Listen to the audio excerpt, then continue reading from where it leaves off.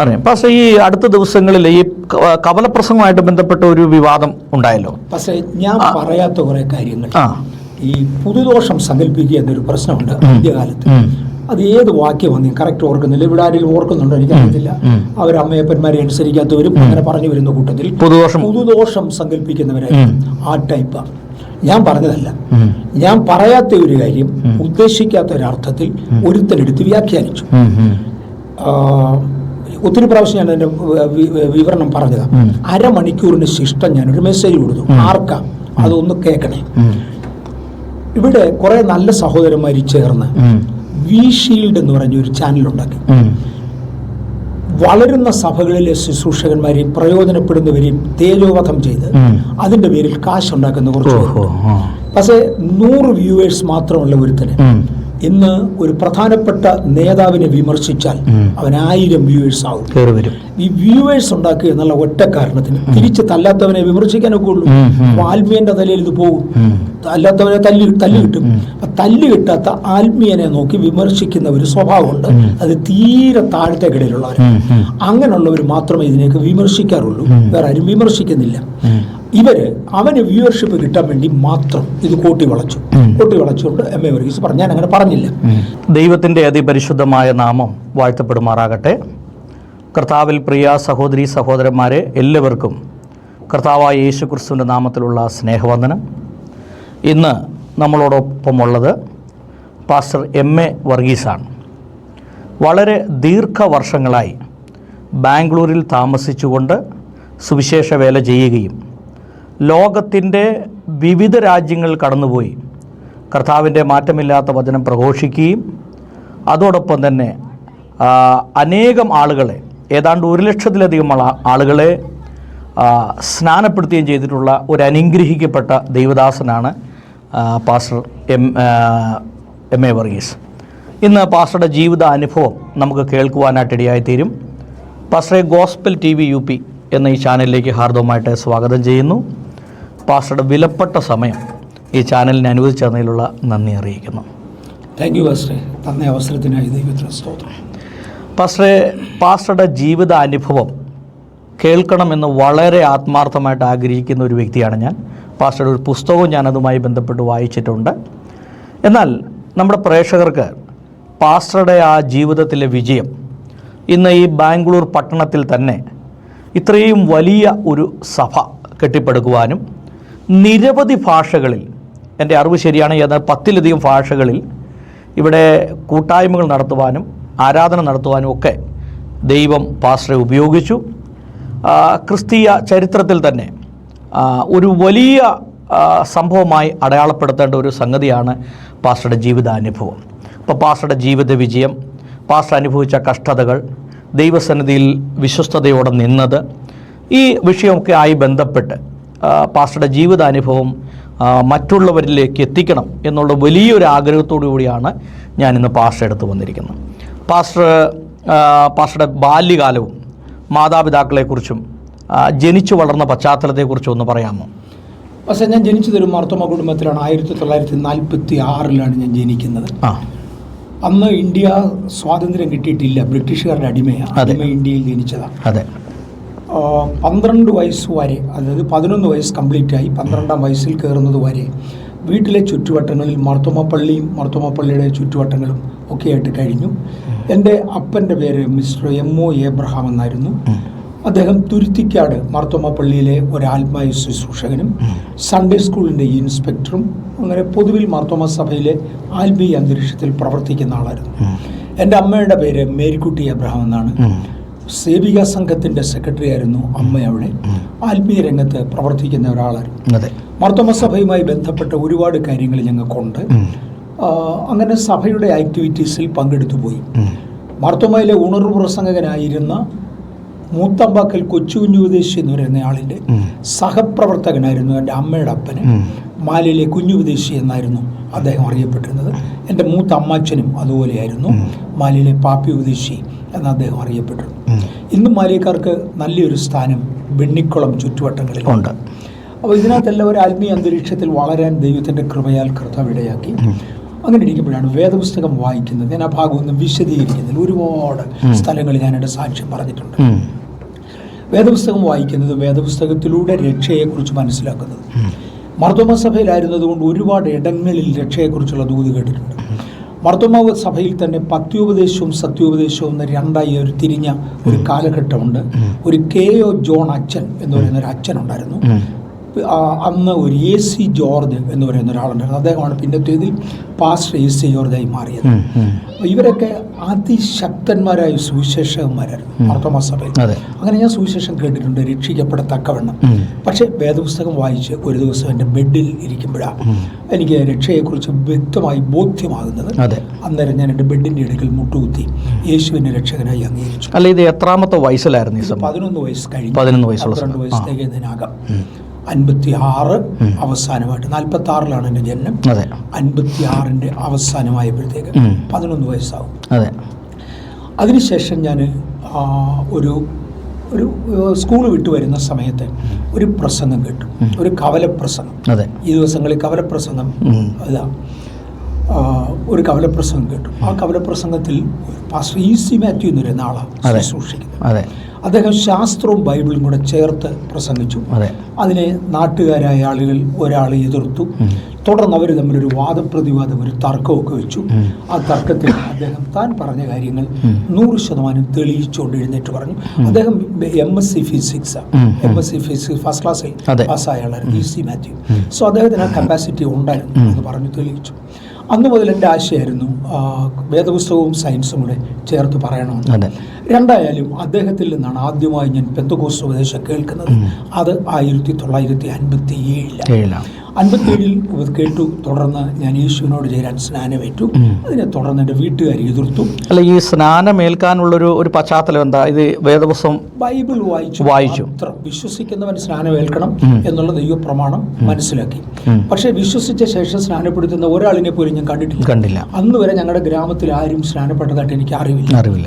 എൻ്റെ പരിമിതമായ അറിവിൽ സ്നാനപ്പെട്ട ഒരാളോടില്ല. ഒരു പെന്തക്കോസ്ത് ചർച്ചില്ല. അല്ല, ഈ സ്നാനമായിട്ട് ബന്ധപ്പെട്ടേ പാസ്റ്റർ മാർത്തോമ സഭയിൽ അവരോട് ഈ വിഷയത്തെക്കുറിച്ച് സംസാരിച്ചോ? എനിക്ക് മുഴുവൻ സ്നാനം വേണം എന്ന് സംസാരിച്ചു? അല്ല, എനിക്ക് മുഴുവൻ സ്നാനം വേണമെന്നല്ല ഞാൻ പറഞ്ഞത്. സ്നാനത്തിന്റെ പ്രമാണം ബൈബിളിൽ കാണുന്ന വിശ്വസിച്ചവരിൽ മുങ്ങിയ ഈ രണ്ട് കാര്യങ്ങൾ കാണും. ഇത് രണ്ടും അല്ലല്ലോ നമ്മൾ ചെയ്തത്. അപ്പോൾ എൻ്റെ അപ്പൻ എന്നോട് പറഞ്ഞു, പാശ്ചാത്യ സഭകൾക്കും പൗരസ്ത്യ സഭകൾക്കും വ്യത്യസ്തമായ ആശയങ്ങളാണ്. അപ്പം നമ്മൾ നിൽക്കുന്നതിനകത്ത് നിന്നാൽ മതി, ഇതിനപ്പുറത്തൊന്നില്ല എന്ന് പറഞ്ഞു. അത് സത്യമെന്ന് ഞാൻ കരുതി. പക്ഷേ EC മാത്യുവിനോട് സംസാരിക്കുമ്പോൾ, പാസ്റ്റർ EC മാത്യുവിനോട് സംസാരിക്കുമ്പോൾ അങ്ങനെയല്ല, അവർ വിശ്വസിച്ചവരെ സ്നാനപ്പെടുത്തുന്നുണ്ടെന്ന് പറഞ്ഞു. അങ്ങനെ സ്നാനപ്പെടുത്തുന്ന ഒരാളിനെ ജീവിതത്തിൽ ആദ്യമായിട്ടാണ് ഞാൻ കാണുന്നത്. തുടർന്ന് അദ്ദേഹത്തോട് ചോദിച്ച് സ്നാനത്തെക്കുറിച്ച് മനസ്സിലാക്കി. നീ വീട്ടിൽ നിന്ന് അനുവാദം വാങ്ങിച്ചുകൊണ്ട് വന്നാൽ സ്നാനപ്പെടുത്താമെന്ന് IPCയിൽ അന്നുണ്ടായിരുന്ന പാസ്റ്റർ PM ഫിലിപ്പ് പറഞ്ഞു. കാര്യം ഞങ്ങളുടെ സ്ഥലത്ത് പെന്തക്കോസ്തുകാരെ ആദ്യമായി നടത്തുന്ന കൺവെൻഷനാണ് 1957-ൽ. അതിനകത്ത് പാസ്റ്റർ PM ഫിലിപ്പ് സാർ വന്ന് അദ്ദേഹം പ്രസംഗിച്ചത്. PM ഫിലിപ്പിനോട് സംസാരിക്കാൻ എനിക്കൊരു അവസരം ജോണിക്കുട്ടി സാർ തന്നു. ഈ പാസ്റ്റർ EC മാത്യു അദ്ദേഹത്തെ വീട്ടിൽ വിളിക്കുന്ന ജോണിക്കുട്ടി സാർ തന്നു. അങ്ങനെ ഞാൻ അദ്ദേഹത്തോട് സംസാരിച്ചു. അവസാനം പറഞ്ഞു, വീട്ടിൽ നിന്നൊരു അനുവാദം ഉണ്ടെങ്കിൽ നിന്നെ സ്നാനപ്പെടുത്താമെന്ന് പറഞ്ഞു. ഇതൊക്കെ സംഭവിക്കുന്ന ഈ 11ാമത്തെ വയസ്സ്, എല്ലാം 11ാമത്തെ വയസ്സിലാണ്. ആ ദിവസങ്ങൾ വളരെ. അപ്പോൾ ആ 11ാമത്തെ വയസ്സിൽ തന്നെ പാസ്റ്റർക്ക് അത്രയും ഈ ബൈബിളിനെ കുറിച്ചുള്ളൊരു പഠിക്കണമെന്നുള്ളൊരു ആഗ്രഹം കടന്നു. എൻ്റെ ജനനത്തിങ്കിൽ തന്നെ എന്നെ മർത്തോമായിലെ അച്ഛനാകാൻ വേണ്ടി മാതാപിതാക്കൾ പ്രതിഷ്ഠിച്ചതാണ്. അതുകൊണ്ട് ആ രീതിയിൽ അവർ വളർത്തിക്കൊണ്ടുവന്നു. ആ വളത്തിനകത്ത് ഒത്തിരി പ്രത്യേകത ഉണ്ടായിരുന്നു. പിന്നെ ദൈവത്തിനും എന്നെക്കുറിച്ച് അതുപോലൊരു ഉദ്ദേശമുണ്ട്. അങ്ങനെ ഞാൻ വീട്ടിലൊരു പെർമിഷൻ എടുത്തു. ഇൻ ദ സെൻസ്, രാവിലെ എൻ്റെ അപ്പനും അമ്മയും കൂടെ കൃഷിസ്ഥലത്ത് ജോലിക്കാരൊക്കെ ഉണ്ട്, അവരെ കൊണ്ട് ജോലി നോക്കിക്കൊണ്ട് നിൽക്കുമ്പോഴാണ് ഞാൻ ഓടിച്ചെന്ന് പറഞ്ഞ് എനിക്ക് സ്നാനപ്പെടണം. അപ്പച്ചൻ പറഞ്ഞ് നേരെ എന്നോട് പറഞ്ഞു, പോയി എന്നേലും കാണിയില്ല. അല്ല, പാസ്റ്റർ ഈ ശിശുസ്നാനം ഏറ്റ ആളല്ലേ? മാർത്തോമ സഭയിലെ ശിശുസ്നാനം ഏറ്റായിരുന്നല്ലോ. അതെ, വെണ്ണിക്കുളത്ത് കളമാടത്ത് പള്ളി എന്ന് പറയുന്നൊരു പള്ളിയുണ്ട്. ആ പള്ളിയുടെ മെമ്പേഴ്സാണ് എൻ്റെ വലിയ പരിശീലനം. അപ്പൻ്റെ അമ്മയുടെ അപ്പൻ അവിടെ ആയിരുന്നു ജനിച്ചത്. അതുകൊണ്ട് അവിടെ തന്നെ എൻ്റെ മാമോദിസ മുക്കി അല്ലെങ്കിൽ അത് കഴിഞ്ഞത്. അത് സ്നാനമല്ലെന്നും എനിക്ക് സ്നാനം ആവശ്യമാണെന്നും വേദപുസ്തക പ്രകാരം ബോധ്യപ്പെട്ടു. ഇപ്പം അതിനൊരു അനുവാദം കിട്ടി. പോയി എന്നേലും കാണില്ലെന്ന് മാത്രമേ പറഞ്ഞുള്ളൂ. ഞാൻ സ്നാനപ്പെട്ടു, മടങ്ങി വന്നപ്പോൾ എൻ്റെ അപ്പൻ എന്നോട് പറഞ്ഞു, അപ്പൻ്റെ വിശ്വാസം കൊള്ളുകയില്ലാത്തവർക്ക് അപ്പൻ്റെ വീടും ശരിയാകില്ല, പോയിക്കോളാൻ പറഞ്ഞു. അങ്ങനെ വീട്ടിൽ നിന്ന് ഇറക്കി വിട്ടു. പക്ഷേ എങ്ങോട്ട് പോകാൻ? പുരയിടത്തിൻ്റെ വെളിയിൽ പോകാൻ അനുവാദമില്ല. ഞങ്ങൾക്ക് കപ്പ കൃഷിയാണ് പൊതുവെ. അപ്പോൾ കപ്പക്കലയുടെ വെളിയിൽ പോകാൻ ഒക്കത്തില്ല, ഞങ്ങളുടെ കൃഷിസ്ഥലം അതിനകത്ത് നിന്നു എന്ന് പറഞ്ഞു. നിനക്ക് ശരിക്കും വിശക്കുമ്പോൾ നീ തിരിച്ചു വരും, അന്നേരം ഒന്നുകൂടെ കുളിച്ച് തോർത്തിയാൽ മതി, സ്നാനം അങ്ങ് പൊക്കോളും എന്ന് പറഞ്ഞു. പക്ഷേ ദൈവത്തിൻ്റെ കരുണയാൽ ഈ 80 വയസ്സ് വരെ പിടിച്ചു നീക്കാൻ ദൈവം അതെ, അതാണ് എൻ്റെ ആരംഭകാലം. അപ്പോൾ എന്നെ വീട്ടിൽ നിന്ന് ഇറക്കി വിട്ട് അന്ന് ഞാൻ പറമ്പിനകത്തൂടെ നടന്നു പോകുന്ന ഒരു കൊച്ചു നടവഴിയുണ്ട്. ആ നടവഴിയുടെ ഇറമ്പിൽ ഒരു മരത്തെ ചാരിയിരുന്ന് കരയുമ്പോൾ അതുവഴി ഒരു മനുഷ്യൻ വന്നു. അദ്ദേഹത്തിൻ്റെ പേര് മർക്കോച്ചൻ എന്നാണെന്നൊക്കെ പിന്നീട് എൻ്റെ ഒരു ഉപ്പാപ്പൻ പറഞ്ഞു കേട്ടു. അവരൊക്കെ എന്നെ വാച്ച് ചെയ്യുന്നവരാണ് എന്താ സംഭവിക്കുന്നത്. മർക്കോച്ചൻ എൻ്റെ അടുക്ക വന്ന് കുഞ്ഞെന്തിനാ കരയുന്നതെന്ന് ചോദിച്ചു. ഞാൻ മറുപടി പറഞ്ഞില്ല. 2ാം പ്രാവശ്യം ചോദിച്ചു, ഞാൻ മറുപടി പറഞ്ഞില്ല. അദ്ദേഹം പെട്ടെന്ന് അന്യഭാഷ സംസാരിച്ച് വ്യാഖ്യാനിച്ചു.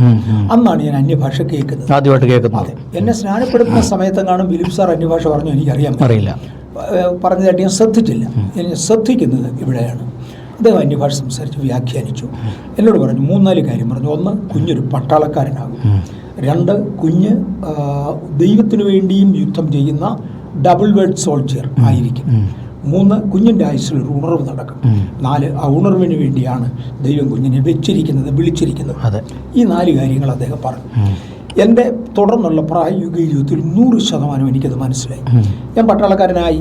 എൻ്റെ 19ാമത്തെ വയസ്സിൽ എയർഫോഴ്സിൽ ചേർന്നു. എയർഫോഴ്സിലായതിനെ പാസ്റ്റർ, ആ പ്രവചനം പാസ്റ്റർ അന്നത്തെ ആ പ്രായത്തിൽ വിശ്വസിക്കാൻ പറ്റുന്ന ഒരു പ്രവചനമായിട്ട് ഉൾക്കൊണ്ടോ? ഞാൻ ഇതിനെ വിശ്വസിക്കൊന്നും ചെയ്യില്ല. പക്ഷേ എൻ്റെ മനസ്സിനകത്ത് എഴുതിയിട്ട് പോലെ കിടപ്പുണ്ട്. അല്ല, മാർത്തോമ സഭയിലൊന്നും അങ്ങനെ പ്രവചനങ്ങളിൽ ഉണ്ടായിരുന്നില്ലല്ലോ. എൻ്റെ ജീവിതത്തിൽ ആദ്യമായിട്ട് കേൾക്കുകയാണ്. എൻ്റെ ജീവിതത്തിൽ ആദ്യം കേൾക്കുന്ന പ്രവചനം. അത് പ്രവചനമായിരുന്നതൊക്കെ ഒത്തിരി പിന്നീട് മനസ്സിലായി പറഞ്ഞു എന്ന് മാത്രമേ എനിക്കറിയാം. അത് എഴുതി കിട്ടതുപോലെ എൻ്റെ മനസ്സിനകത്ത് അത് കിടപ്പുണ്ട്. ഞാൻ പട്ടാളക്കാരനാകും, ദൈവത്തിന് വേണ്ടിയും യുദ്ധം ചെയ്യും, ഡബിൾ വേർഡ് സോൾജിയറാണ്, ഒരു ഉണർവ് നടക്കും, ഉണർവിൻ്റെ ഭാഗമാണ്. തുടർന്ന് എൻ്റെ വീട്ടിൽ നിന്ന് ഇറക്കി വിട്ടതുകൊണ്ട് ഞാൻ വെളുപ്പിനെ എഴുന്നേറ്റ് ഞങ്ങൾ താമസിക്കുന്ന ചുറ്റുവട്ടങ്ങളിൽ നടവഴിയോടൊക്കെ നടന്ന് യേശു പാപികളെ രക്ഷിക്കുന്നു, രോഗികളെ സൗഖ്യമാക്കും, രാജാവായി വീണ്ടും വരുന്നു. ഈ വാക്യങ്ങൾ ഈസി മാത്യു പാസ്റ്റർ എഴുതി തന്ന വാക്കുകളാണ്. ഞാൻ ഇത് മാത്രം വിളിച്ചു പറഞ്ഞു. ഞാൻ ഈ കഴിഞ്ഞ ദിവസങ്ങളിൽ ഉപയോഗിച്ച ഒരു പദമുണ്ട്, ന്യൂ കമർ ഇൻ ക്രൈസ്റ്റ്, പുതുതായി മാർഗം കൂടിയത്. അത് ഞാൻ എൻ്റെ കാര്യമാണ് പറഞ്ഞു. ഞാൻ പുതുതായി മാർഗം കൂടിയതാണ്. ഞാനതൊരു ജാതീയ മതത്തെ തൊടുകല്ല. അല്ല, അതൊരു വലിയ വിവാദമായൊരു പ്രസ്താവനയാണ്. അത് ആക്ച്വലി ക്രിസ്തീയ ലോകത്തിൽ ബഹളം ഉണ്ടാക്കാൻ വേണ്ടി ഏതോ വലിയ ചെകുത്താൻ പടച്ചു വിട്ടതാണ്. അത് ചെറിയ ചെകുത്താനല്ല, വലിയ ചെകുത്താൻ പടച്ചു വിട്ടതാണ്. 2 ചെകുത്തന്മാർ തമ്മിൽ സംസാരിക്കുന്നത് ഞാൻ കണ്ടു. അവരിത് പറഞ്ഞതാണ്, ക്രിസ്തീയ ലോകത്തിൽ പ്രശ്നം ഉണ്ടാക്കാൻ വേണ്ടിയാണ്. അല്ല, നമുക്ക് ആ വിഷയത്തിലേക്ക് വരാം. അതൊന്നുമില്ല. ഞാൻ ബന്ധുക്കോസുകാരനാണ്. ഞാൻ പുതുതായി ചേർന്നു. അപ്പോൾ എനിക്കതിനെക്കുറിച്ച് പ്രസംഗിക്കാൻ അറിയാൻ വയ്യ.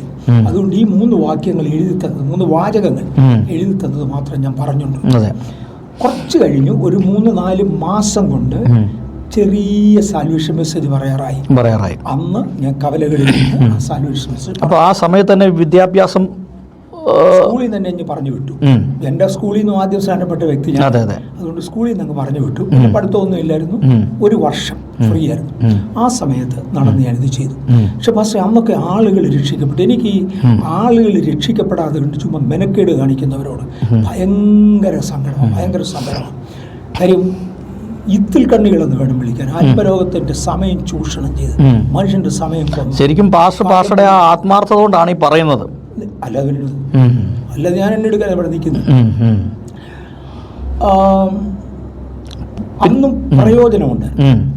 ഞാൻ ഇറങ്ങി ഒരു വർഷത്തിനകം 1-2 പേരും കൂടെ ഞങ്ങളുടെ നാട്ടിൽ നിന്ന് സ്നാനപ്പെട്ടു. അവർ എന്നെപ്പോലെ അധ്വാനിച്ചു. ഞങ്ങൾ 3-4 പേര് ഇതുപോലെ പരസ്യയോഗം നടത്തിയതാണ്. ഒരു 5 വർഷത്തിനകം 4 സഭകൾ അവിടെ സ്ഥാപിതമായി. 4 സഭ പരസ്യയോഗത്തിലൂടെയാണ് സ്ഥാപിക്കപ്പെട്ടത്. യോഗമെല്ലാം പരസ്യയോഗം, ഒന്നുമില്ല. ഇത് ചുമ്മാ ഓരോ പേരിൽ ഓരോരുത്തൻ വർത്താനം പറയുന്നേ ഉള്ളൂ. അപ്പോൾ അതായത് പാസ്റ്റർ സ്നാനപ്പെട്ടതിന് ശേഷം വീട്ടിൽ നിന്ന് എതിർപ്പുകളുണ്ടായി, വീട്ടിൽ നിന്ന് ഇറക്കി വിട്ടു. അതോടൊപ്പം തന്നെ സ്കൂളിൽ നിന്നും നാട്ടിൽ നിന്നും എല്ലാം പ്രതിസന്ധി ഉണ്ടായി. അപ്പോൾ ആ പ്രതിസന്ധി എങ്ങനെയാണ് പാസ്റ്റർ തരണം ചെയ്തത്? അതൊരു പ്രയാസമായിട്ട് ഇന്നങ്ങനെ പ്രതിസന്ധി തരണം ചെയ്യുന്നത് കാര്യമായിട്ട് എടുക്കാറില്ല. യേശു ഇതിനേക്കാൾ കൂടുതൽ സഹിച്ചു, യേശുവിനെ അനുഗമിക്കുക, പോകുക. ഞാൻ ഇന്നത്തെ സഭായോഗത്തിന് കൊടുത്ത മെസ്സേജ് മാർക്കിടാൻ വേണ്ടി വന്നാൽ അത് എടുക്കുക, അതിനുവേണ്ടി നമ്മൾ ഇറങ്ങി തിരിച്ചത്. അതിനകത്ത് അങ്ങോട്ടും ഇങ്ങോട്ടും തിരിച്ചും മറിച്ചും ചിന്തിക്കാനില്ല. യോബിന്റെ പുസ്തകത്തിലൊരു വാക്യമുണ്ട്, പിള്ളേരെന്റെ കാലൂന്തുന്നു. കഴകം കെട്ട പിള്ളേരാ, വിവരമില്ലാത്തവരാ. എന്നാലും എൻ്റെ കാലുന്തുന്നു എന്ന് യോബ് പറയുന്ന പോലെ കാലുന്തുന്നവർ ഇപ്പോഴും ഉണ്ട്. അതൊരു കാര്യമല്ല. അവരങ്ങനെ അവരുടെ പണി അവർ ചെയ്യും, നമ്മുടെ പണി നമ്മൾ ചെയ്യും. സുരേഷ് ബാബു ബ്രദർ ഒരിക്കൽ ഇവിടെ വരുന്നതിന് മുമ്പേ എന്നോട് തിരുവനന്തപുരത്ത് നിന്ന് ഒരാൾ വിളിച്ചു പറഞ്ഞു, സുരേഷ് ബാബു വരുന്നുണ്ട്, അദ്ദേഹത്തെ കൊണ്ട് പ്രസംഗിപ്പിക്കരുത്. കാര്യം പ്രസംഗിപ്പിക്കരുത്. കാര്യം അദ്ദേഹത്തിന് സുരേഷ് ബാബുവിനെ കുറിച്ച് വലിയ അഭിപ്രായമില്ലെന്ന് പറഞ്ഞു. ഞാൻ പറഞ്ഞു, പക്ഷേ എനിക്ക് അഭിപ്രായമുണ്ട്, പ്രശ്നമില്ലല്ലോ, ഇവിടെ പ്രസംഗിച്ചോട്ടെന്ന് പറഞ്ഞു ഞാൻ. സുരേഷ് ബാബു വന്ന ഉടനെ ഞാൻ പറഞ്ഞു, ബ്രദറെ ഇങ്ങനെ തിരുവനന്തപുരത്ത് നിന്ന് ആരോ ഒരാൾ നമ്പർ എൻ്റെ ഉണ്ട്, ഇങ്ങനെ ഒന്ന് വിളിച്ചിരുന്നു എന്ന് പറഞ്ഞു. സുരേഷ് ബാബു എന്നോട് ഒരു മറുപടിയും പറഞ്ഞില്ല. അദ്ദേഹം പരസ്യമായിട്ട് പറഞ്ഞു, ഞാൻ ഇങ്ങോട്ട് പോരാൻ നേരത്ത് പ്ലെയിൻ ടേക്ക് ഓഫ് ചെയ്യുമ്പോൾ റൺവേയുടെ സൈഡിൽ നിന്നൊരു പട്ടി പുറമൊക്കെ കുരയ്ക്കുന്നുണ്ട്. അപ്പോൾ അതിൻ്റെ അർത്ഥം പൈലറ്റ് ടേക്ക് ഓഫ് ചെയ്യാതെ പോയി എന്നൊന്നും അല്ല. ആളുകൾ പറഞ്ഞു കേട്ടിട്ടുണ്ട്, ആന നടക്കുമ്പോൾ പട്ടി കുരയ്ക്കും, ചിലർ ഒരു 3 ഉദിക്കുമ്പോൾ പട്ടി കുരയ്ക്കും. ഇതൊക്കെ പണ്ടും കുരയ്ക്കും, ഇപ്പോഴും കുരയ്ക്കും. ഇതിങ്ങനെ തുടരും. ഈ സംസാരത്തിനൊന്നും നമ്മളെ പുറകോട്ട് പിടിക്കാനോ, അതിനേക്കാൾ ഗൗരവമുള്ളൊരു മോട്ടിവേഷൻ നമുക്കുണ്ട്. പാസ്റ്റർ പറഞ്ഞത് വളരെ പ്രധാനപ്പെട്ട ഒരു പോയിന്റാണ്. പാസ്റ്റർ രക്ഷിക്കപ്പെട്ട് സ്നാനപ്പെട്ടതിന് ശേഷം അന്ന് അറിയാവുന്ന 2-3 വാക്കുകൾ മാത്രമേ ഉള്ളൂ. ആ വാക്കുകൾ റോഡുകളിലും കവലകളിലും ഗ്രാമങ്ങളിലും എല്ലാം വിളിച്ചു പറഞ്ഞ് ഒരു സുവിശേഷ പ്രവർത്തനം നടത്തി. അതിനെ കവലപ്രസംഗമെന്നോ മറ്റ് മീറ്റിങ്ങുകൾ എന്നൊക്കെ വേണമെങ്കിൽ വിളിക്കാം. അങ്ങനെ 4 സഭകൾ സ്ഥാപിക്കപ്പെട്ടു എന്നുള്ളതാണ് എൻ്റെ ഓർമ്മയിൽ. 5 സഭയാണ്. 5 സഭ സ്ഥാപിക്കപ്പെട്ടു. നമ്മുടെ ചുറ്റുവട്ടങ്ങളിൽ മാത്രം സ്ഥാപിക്കപ്പെട്ടു. 4-5 പേരെ ഉള്ളായിരുന്നു ഞങ്ങൾ ഇതിനെ നടക്കാനായിട്ട്. അത് എനിക്ക് 12 വയസ്സിലാണ് തുടങ്ങുന്നത്. അത് 17 വയസ്സ് വരെ, 18 വയസ്സ് വരെ അതോടെ കഴിഞ്ഞു. ഇന്ന് ഒത്തിരി സഭകളുണ്ട്. ഇന്ന് പ്രവർത്തിക്കാൻ കൂടുതൽ ആളുകളുണ്ട്. ഓക്കെ, അത് കഴിഞ്ഞ് ഞാൻ എൻ്റെ പഠിത്തം ഒന്ന് നഷ്ടപ്പെട്ടു. അത് കഴിഞ്ഞ് 10ാം ക്ലാസ് പാസ്സായി. രണ്ടാമത് അതേ സ്കൂളിൽ തന്നെ ചേർന്ന് പഠിച്ചു. 10ാം ക്ലാസ് പാസ്സായി. ഞാൻ എയർഫോഴ്സിൽ ചേർന്നു. നീ പട്ടാളക്കാരനാകും എന്ന് പറഞ്ഞതും കർത്താവിന് വേണ്ടി യുദ്ധം ചെയ്യുമെന്ന് പറഞ്ഞതും ഒരുപോലെ നടന്നു. എൻ്റെ വ്യക്തി ജീവിതത്തിൽ നിന്ന് ഒരു അനുഭവം ഇന്ന് വരെ ഞാൻ മനഃപൂർവ്വം ഒരു സഭായോഗത്തിൽ അറ്റൻഡ് ചെയ്യാതിരുന്നിട്ടില്ല. 66 വർഷം കഴിഞ്ഞ് ഞാൻ രക്ഷിക്കപ്പെട്ടിട്ടുണ്ട്. ഇന്ത്യൻ എയർഫോഴ്സിൽ ചേർന്ന ട്രെയിനിങ് പീരീഡിൽ എനിക്ക് സഭായോഗത്തിന് അനൊക്കത്തില്ലായിരുന്നു. പക്ഷെ ഞാൻ ഓർക്കുന്നുണ്ട്, ക്യാമ്പിന്റെ വട്ടത്തിൽ വേലിയുണ്ട്, വേലി കെട്ടിയിട്ടുണ്ട്, ഉള്ളുവേലി ഇട്ടിട്ടുണ്ട്, ഗവൺമെന്റിന്റെ സെക്യൂർഡ് ഏരിയയായ. അതിന്റെ വെളിയിലായിട്ട് ഒരു ആരാധന നടക്കുന്നുണ്ടായിരുന്നു തമിഴിൽ. ഞായറാഴ്ച രാവിലെ 10:30 അവർ ആരംഭിക്കുന്നത്. എന്നെ വെയിലെന്നറിയാം. പക്ഷെ ആ ഗ്രൗണ്ടിന്റെ വിറമ്പി പോയിട്ട് ഞാൻ ആ മുള്ളുവേലിയിലോട്ട് എൻ്റെ തല വെച്ച് ഒരു ചെവിയെങ്കിലും വെളിയിൽ, എൻ്റെ ഭാഷയിൽ സ്വാതന്ത്ര്യമുള്ള മണ്ണിൽ, എയറിൽ എൻ്റെ ഒരു ചെവി വെച്ച് 1.5 മണിക്ക് സഭായോഗം തീരുന്നത് വരെ അവിടെ നിന്ന് ഞാൻ അറ്റൻഡ് ചെയ്യുമായിരുന്നു. അങ്ങനെ റിമോട്ടായി നിന്ന് സഭായോഗം അറ്റൻഡ് ചെയ്തിട്ടുണ്ട്. ഹോസ്പിറ്റലിൽ കിടന്ന ഒരാഴ്ചയോ 2 ആഴ്ചകൾ എനിക്ക് പോകാൻ പറ്റിയിട്ടില്ല. പിന്നീട് ഒരു 2-3 മാസത്തിന് മുമ്പേ എനിക്ക് ഒരു പെടലിക്കൊരു വേദന ആരംഭിച്ചു. എഴുന്നേക്കാൻ ഒരു നിവൃത്തിയില്ലാതെ കിടന്നുപോയി. തലയൊന്നും അനക്കം വയ്യായിരുന്നു. അങ്ങനെ ഒരു ദിവസം കിടന്നു. ഇത് ഒഴിച്ചാൽ ഈ 68 വർഷത്തിനോടകം ഒരു ആരാധന മിസ്സായിട്ടില്ല. തുടർന്നു ഞാൻ എൻ്റെ എയർഫോഴ്സിലായ ശേഷം അവധിക്കിടെ ഒന്ന് നാട്ടിൽ പോകേണ്ടി വന്നു. ട്രെയിനിങ് തീരുന്നതിന് മുമ്പേ ഒരു അവധിക്ക് നാട്ടിൽ പോയി. അന്ന് എനിക്ക് 19 വയസ്സുണ്ട്.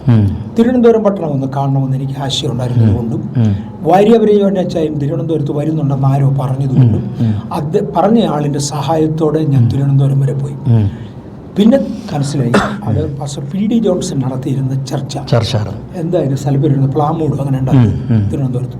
പാസ്റ്റർ PD ജോൺസൺ നടത്തിയിരുന്ന ചർച്ചാണ്, അസംബ്ലി സഭ. ആ ചർച്ചിലൊന്ന് പോയി. അന്ന് വാര്യവരെയോച്ചാനെ ആയുസ്സിലാദ്യമായി കണ്ടു. അദ്ദേഹം എന്നോടൊരു ദൂത് പറഞ്ഞു. ഒന്ന്, ഇന്ത്യയുടെ തെക്കു ഭാഗത്ത് നിന്ന് ഉണർവിൻ്റെ ജ്വാല കത്തി ഉയരും. 2, ഇന്ത്യയുടെ വടക്ക് ഭാഗത്ത് നിന്ന് പീഡയുടെയും നശീകരണത്തിൻ്റെയും വാൾ ഉയരും. ആ വാൾ വെട്ടിത്തകർത്ത് തെക്കോട്ട് യാത്ര ചെയ്യും. ഈ ജ്വാല കത്തിച്ച് ദഹിപ്പിച്ചുകൊണ്ട് വടക്കോട്ട് യാത്ര ചെയ്യും. ഇവ തമ്മിൽ കൂട്ടിമുട്ടും. അത് ഒരു ഉണർവിൽ പര്യവസാനിക്കും. ഞാനത് ചുരുക്കുക, അതൊരു ഉണർവിൽ പര്യവസാനിക്കും. ആ ഉണർവിൽ നീ ഉണ്ട്, അതിനുവേണ്ടിയാണ് ഞാൻ നിന്നെ വേർതിരിച്ചത് എന്നിങ്ങനെ വാര്യവരെയോച്ചാനിലൂടെ ദൈവാത്മാവ് ഇടപെട്ടു. തുടർന്ന് വാര്യവരും യോനാച്ചാൻ എന്നോട് പറഞ്ഞു, നിന്റെ ആദ്യത്തെ ട്രാൻസ്ഫർ ഇന്ത്യയുടെ വടക്ക് കിഴക്കൻ ഭാഗങ്ങളിലായിരിക്കും. അതുപോലെ തന്നെ കൽക്കട്ടയിലായിരുന്നു. അവിടെ വെച്ച് ഞാൻ നിനക്ക് വിദ്യാഭ്യാസം തന്നു. തുടർന്ന് അദ്ദേഹം പറഞ്ഞു, ഞാൻ നിന്നെ ലോകത്തിന്റെ തലസ്ഥാന നഗരി വരെ അയക്കും. അവിടെയുള്ള വിദ്യാഭ്യാസം നിനക്ക് തരും. യുദ്ധഗതികളെ നിയന്ത്രിക്കുന്ന കണ്ടുപിടുത്തങ്ങൾ നിന്നെ പഠിപ്പിക്കും. ഇതൊന്നും സംഭവ്യമല്ല, പക്ഷെ എൻ്റെ മനസ്സിനകത്ത് അത് എഴുതിയിട്ടിട്ടുണ്ട്. നിന്റെ രണ്ടാമത്തെ ട്രാൻസ്ഫർ ഇന്ത്യയുടെ വടക്ക് പടിഞ്ഞാറൻ ഭാഗങ്ങളിലായിരിക്കും. അങ്ങനെ തന്നെയായിരുന്നു. രാജസ്ഥാനിലായിരുന്നു. അവിടെ വെച്ച് ശുശ്രൂഷ വെളിപ്പെടുത്തും. അതെ, അവിടെ വെച്ച് ഒരു ചർച്ച ആരംഭിക്കാൻ ദൈവത്തിൻ്റെ വലിയ കൃപയാൽ കർത്താവ് ഇടയാക്കി. അവിടെയും വിദ്യാഭ്യാസം തുടർന്നു. പിന്നെ പല ട്രാൻസ്ഫറുകളെ കുറിച്ച് പറഞ്ഞു. അതായത് പാസ്റ്റർ പറയുന്നത് 10ാം ക്ലാസ്സിന് ശേഷം എയർഫോഴ്സിലേക്ക് പോയി. ആളുകളുടെ മനസ്സിൽ വലിയൊരു സംശയം കിടക്കുന്നതാണ്. ഇത് പാസ്റ്റർ എം എ വർഗീസ് എത്ര വിദ്യാഭ്യാസമുള്ള ആളാണ്. ഇതിപ്പം ഇങ്ങനെ യൂട്യൂബിലൊക്കെ വലിയ കമൻറ്റുകളൊക്കെ കേൾക്കുന്നതുകൊണ്ടാണ് ഞാനിത് എടുത്ത് ചോദിക്കുന്നത്. ഒരാളെക്കുറിച്ച് ഇങ്ങനെ ആരോപണങ്ങൾ പറയുമ്പോൾ ആ വ്യക്തിയോട് തന്നെ അതിനെക്കുറിച്ച് ചോദിച്ചു കഴിയുമ്പോൾ നമുക്ക് കൃത്യമായിട്ടുള്ള ഉത്തരം കിട്ടും. എയർഫോഴ്സിൽ ശേഷം പിന്നീട് കൽക്കട്ടയിലേക്ക് പോയി. അവിടെ ഇപ്പം ഞാൻ നോർത്ത് ഇന്ത്യൻ താമസിക്കുന്ന ആളായിട്ട് എനിക്കറിയാം. അവിടെയൊക്കെ വിദ്യാഭ്യാസം ചെയ്യാനുള്ള ഈവനിങ് ക്ലാസ്സുകളും കാര്യങ്ങളൊക്കെ ഉണ്ട്. അങ്ങനെ കൽക്കട്ടയിൽ നിന്ന് വിദ്യാഭ്യാസം നേടി പിന്നീട് വിദേശ രാജ്യത്ത് പോയി വിദ്യാഭ്യാസം നേടി. പക്ഷേ ഞാൻ കൽക്കട്ടയിൽ വെച്ച് ആദ്യമേ മെക്കാനിക്കൽ എഞ്ചിനീയറിംഗ് എടുത്തു, ഇലക്ട്രിക്കൽ എഞ്ചിനീയറിംഗ് എടുത്തു. അതിനുശേഷം ഞാൻ രാജസ്ഥാനിലേക്ക് ട്രാൻസ്ഫറായി. ജോധ്പൂർ യൂണിവേഴ്സിറ്റിയുടെ നൈറ്റ് ക്ലാസ്സിൽ ചേർന്നു. അവിടെ വെച്ച് ഞാൻ ടെലികമ്മ്യൂണിക്കേഷൻ എടുത്തു. അവിടെ വെച്ച് കുറച്ചുകൂടെ പഠിക്കാൻ ദൈവം കൃപ. ഇതെല്ലാം എണ്ണി പറയേണ്ട കാര്യമില്ല. ഒരു 4-5 സർട്ടിഫിക്കറ്റ് എൻ്റെ ഉണ്ട്. അതിനുശേഷം ഞാൻ ഡൽഹി വന്ന് വീണ്ടും പഠിച്ചു.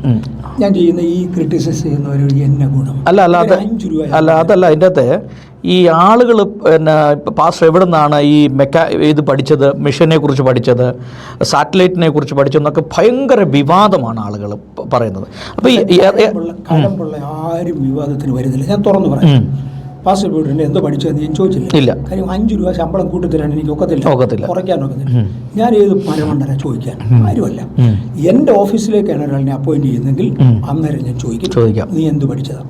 മറ്റേ ചോദ്യത്തിനൊന്നും മറുപടി പറയണം. ഹൗവർ എന്നോട് ചോദിച്ചതുകൊണ്ട് എനിക്കൊന്ന് ക്രൈസ്തവ എഴുത്തുപുര ഒരിക്കലും എനിക്ക് നേരത്തെ ഒരു വാണിംഗ് തന്നു. പക്ഷേ എനിക്ക് ഇന്ന കാര്യങ്ങൾ അറിയണം. അന്ന് ഞാൻ എൻ്റെ കംപ്ലീറ്റ് സർട്ടിഫിക്കറ്റ്സ് ഇവിടെ കൊണ്ട് വെച്ചിട്ടുണ്ടായിരുന്നു. അവർ തന്നെ എല്ലാം ഫോട്ടോ എടുത്തുകൊണ്ട് പോവുകയും ചെയ്യും. ദൈവത്തിൻ്റെ കരുണയാൽ എനിക്കൊരു മെക്കാനിക്കൽ എഞ്ചിനീയറിംഗ് ഉണ്ട്, എനിക്കൊരു ഇലക്ട്രിക്കൽ എഞ്ചിനീയറിംഗ് ഉണ്ട്, എനിക്കൊരു ടെലികമ്മ്യൂണിക്കേഷൻ എഞ്ചിനീയറിംഗ് ഉണ്ട്, എനിക്കൊരു ഇലക്ട്രോണിക് എഞ്ചിനീയറിംഗ് ഉണ്ട്. അതിനുശേഷം ഞാൻ അമേരിക്കയിൽ പോയി. എനിക്ക് അവിടുന്ന് ഡിജിറ്റൽ ടെക്നോളജിയിലും മൈക്രോവേവ് എഞ്ചിനീയറിംഗിലും ഓരോ സർട്ടിഫിക്കറ്റും കൂടെ ഉണ്ട്. ഇത്രയും പഠിക്കാൻ ദൈവം കൃപ ചെയ്തു. ഞാൻ അത്ഭുതത്തോടു കൂടിയാണ് കേൾക്കുന്നത്. കാരണം ഞാൻ ഇതിന്റെ ജോലിക്കല്ല വരുന്നത്, ഞാൻ സുവിശേഷം പറയണവർ. അല്ല, ഇത് എല്ലാവരോടും ബോധ്യപ്പെടുത്തേണ്ട ആവശ്യമൊന്നുമില്ല. കാരണം പാസ്റ്ററുടെ ഫീൽഡ് എന്ന് പറഞ്ഞാൽ സുവിശേഷം പ്രസംഗിക്കുക, പഠിപ്പിക്കുക എന്നുള്ളതാണ്. എങ്കിലും ചില ആളുകൾ ആവശ്യമില്ലാത്ത വിവാദങ്ങൾ സൃഷ്ടിക്കുന്നതുകൊണ്ടാണ് ഞാനിത് എടുത്തു ചോദിക്കാനായിട്ടുള്ള ഒരു കാരണം. മനസ്സിലായി, ചോദിച്ചതിൽ നന്ദി. പക്ഷെ മറുവശമാണ് ഞാൻ പറഞ്ഞത്, വിവരമുള്ളതോ കഴമ്പുള്ളവരോ ആരും ചോദിക്കില്ല. കാര്യം അവൻ്റെ ഓഫീസിലേക്ക് എന്നെ എടുക്കുന്നില്ല, എൻ്റെ ഓഫീസിൽ ഞാൻ അവനെ എടുക്കുന്നില്ല. അപ്പോൾ ഞങ്ങൾ അങ്ങോട്ടും ചോദിച്ചിട്ട് കാര്യമില്ല. ആവശ്യമുള്ളത് മനുഷ്യൻ ചോദിക്കാവുള്ളൂ. അതും അതിന് മാത്രമേ ആക്ച്വലി റെസ്പോണ്ട് ചെയ്യൂ. എല്ലാത്തിനും റെസ്പോണ്ട് ചെയ്യേണ്ട ആവശ്യമില്ല. പിന്നീട്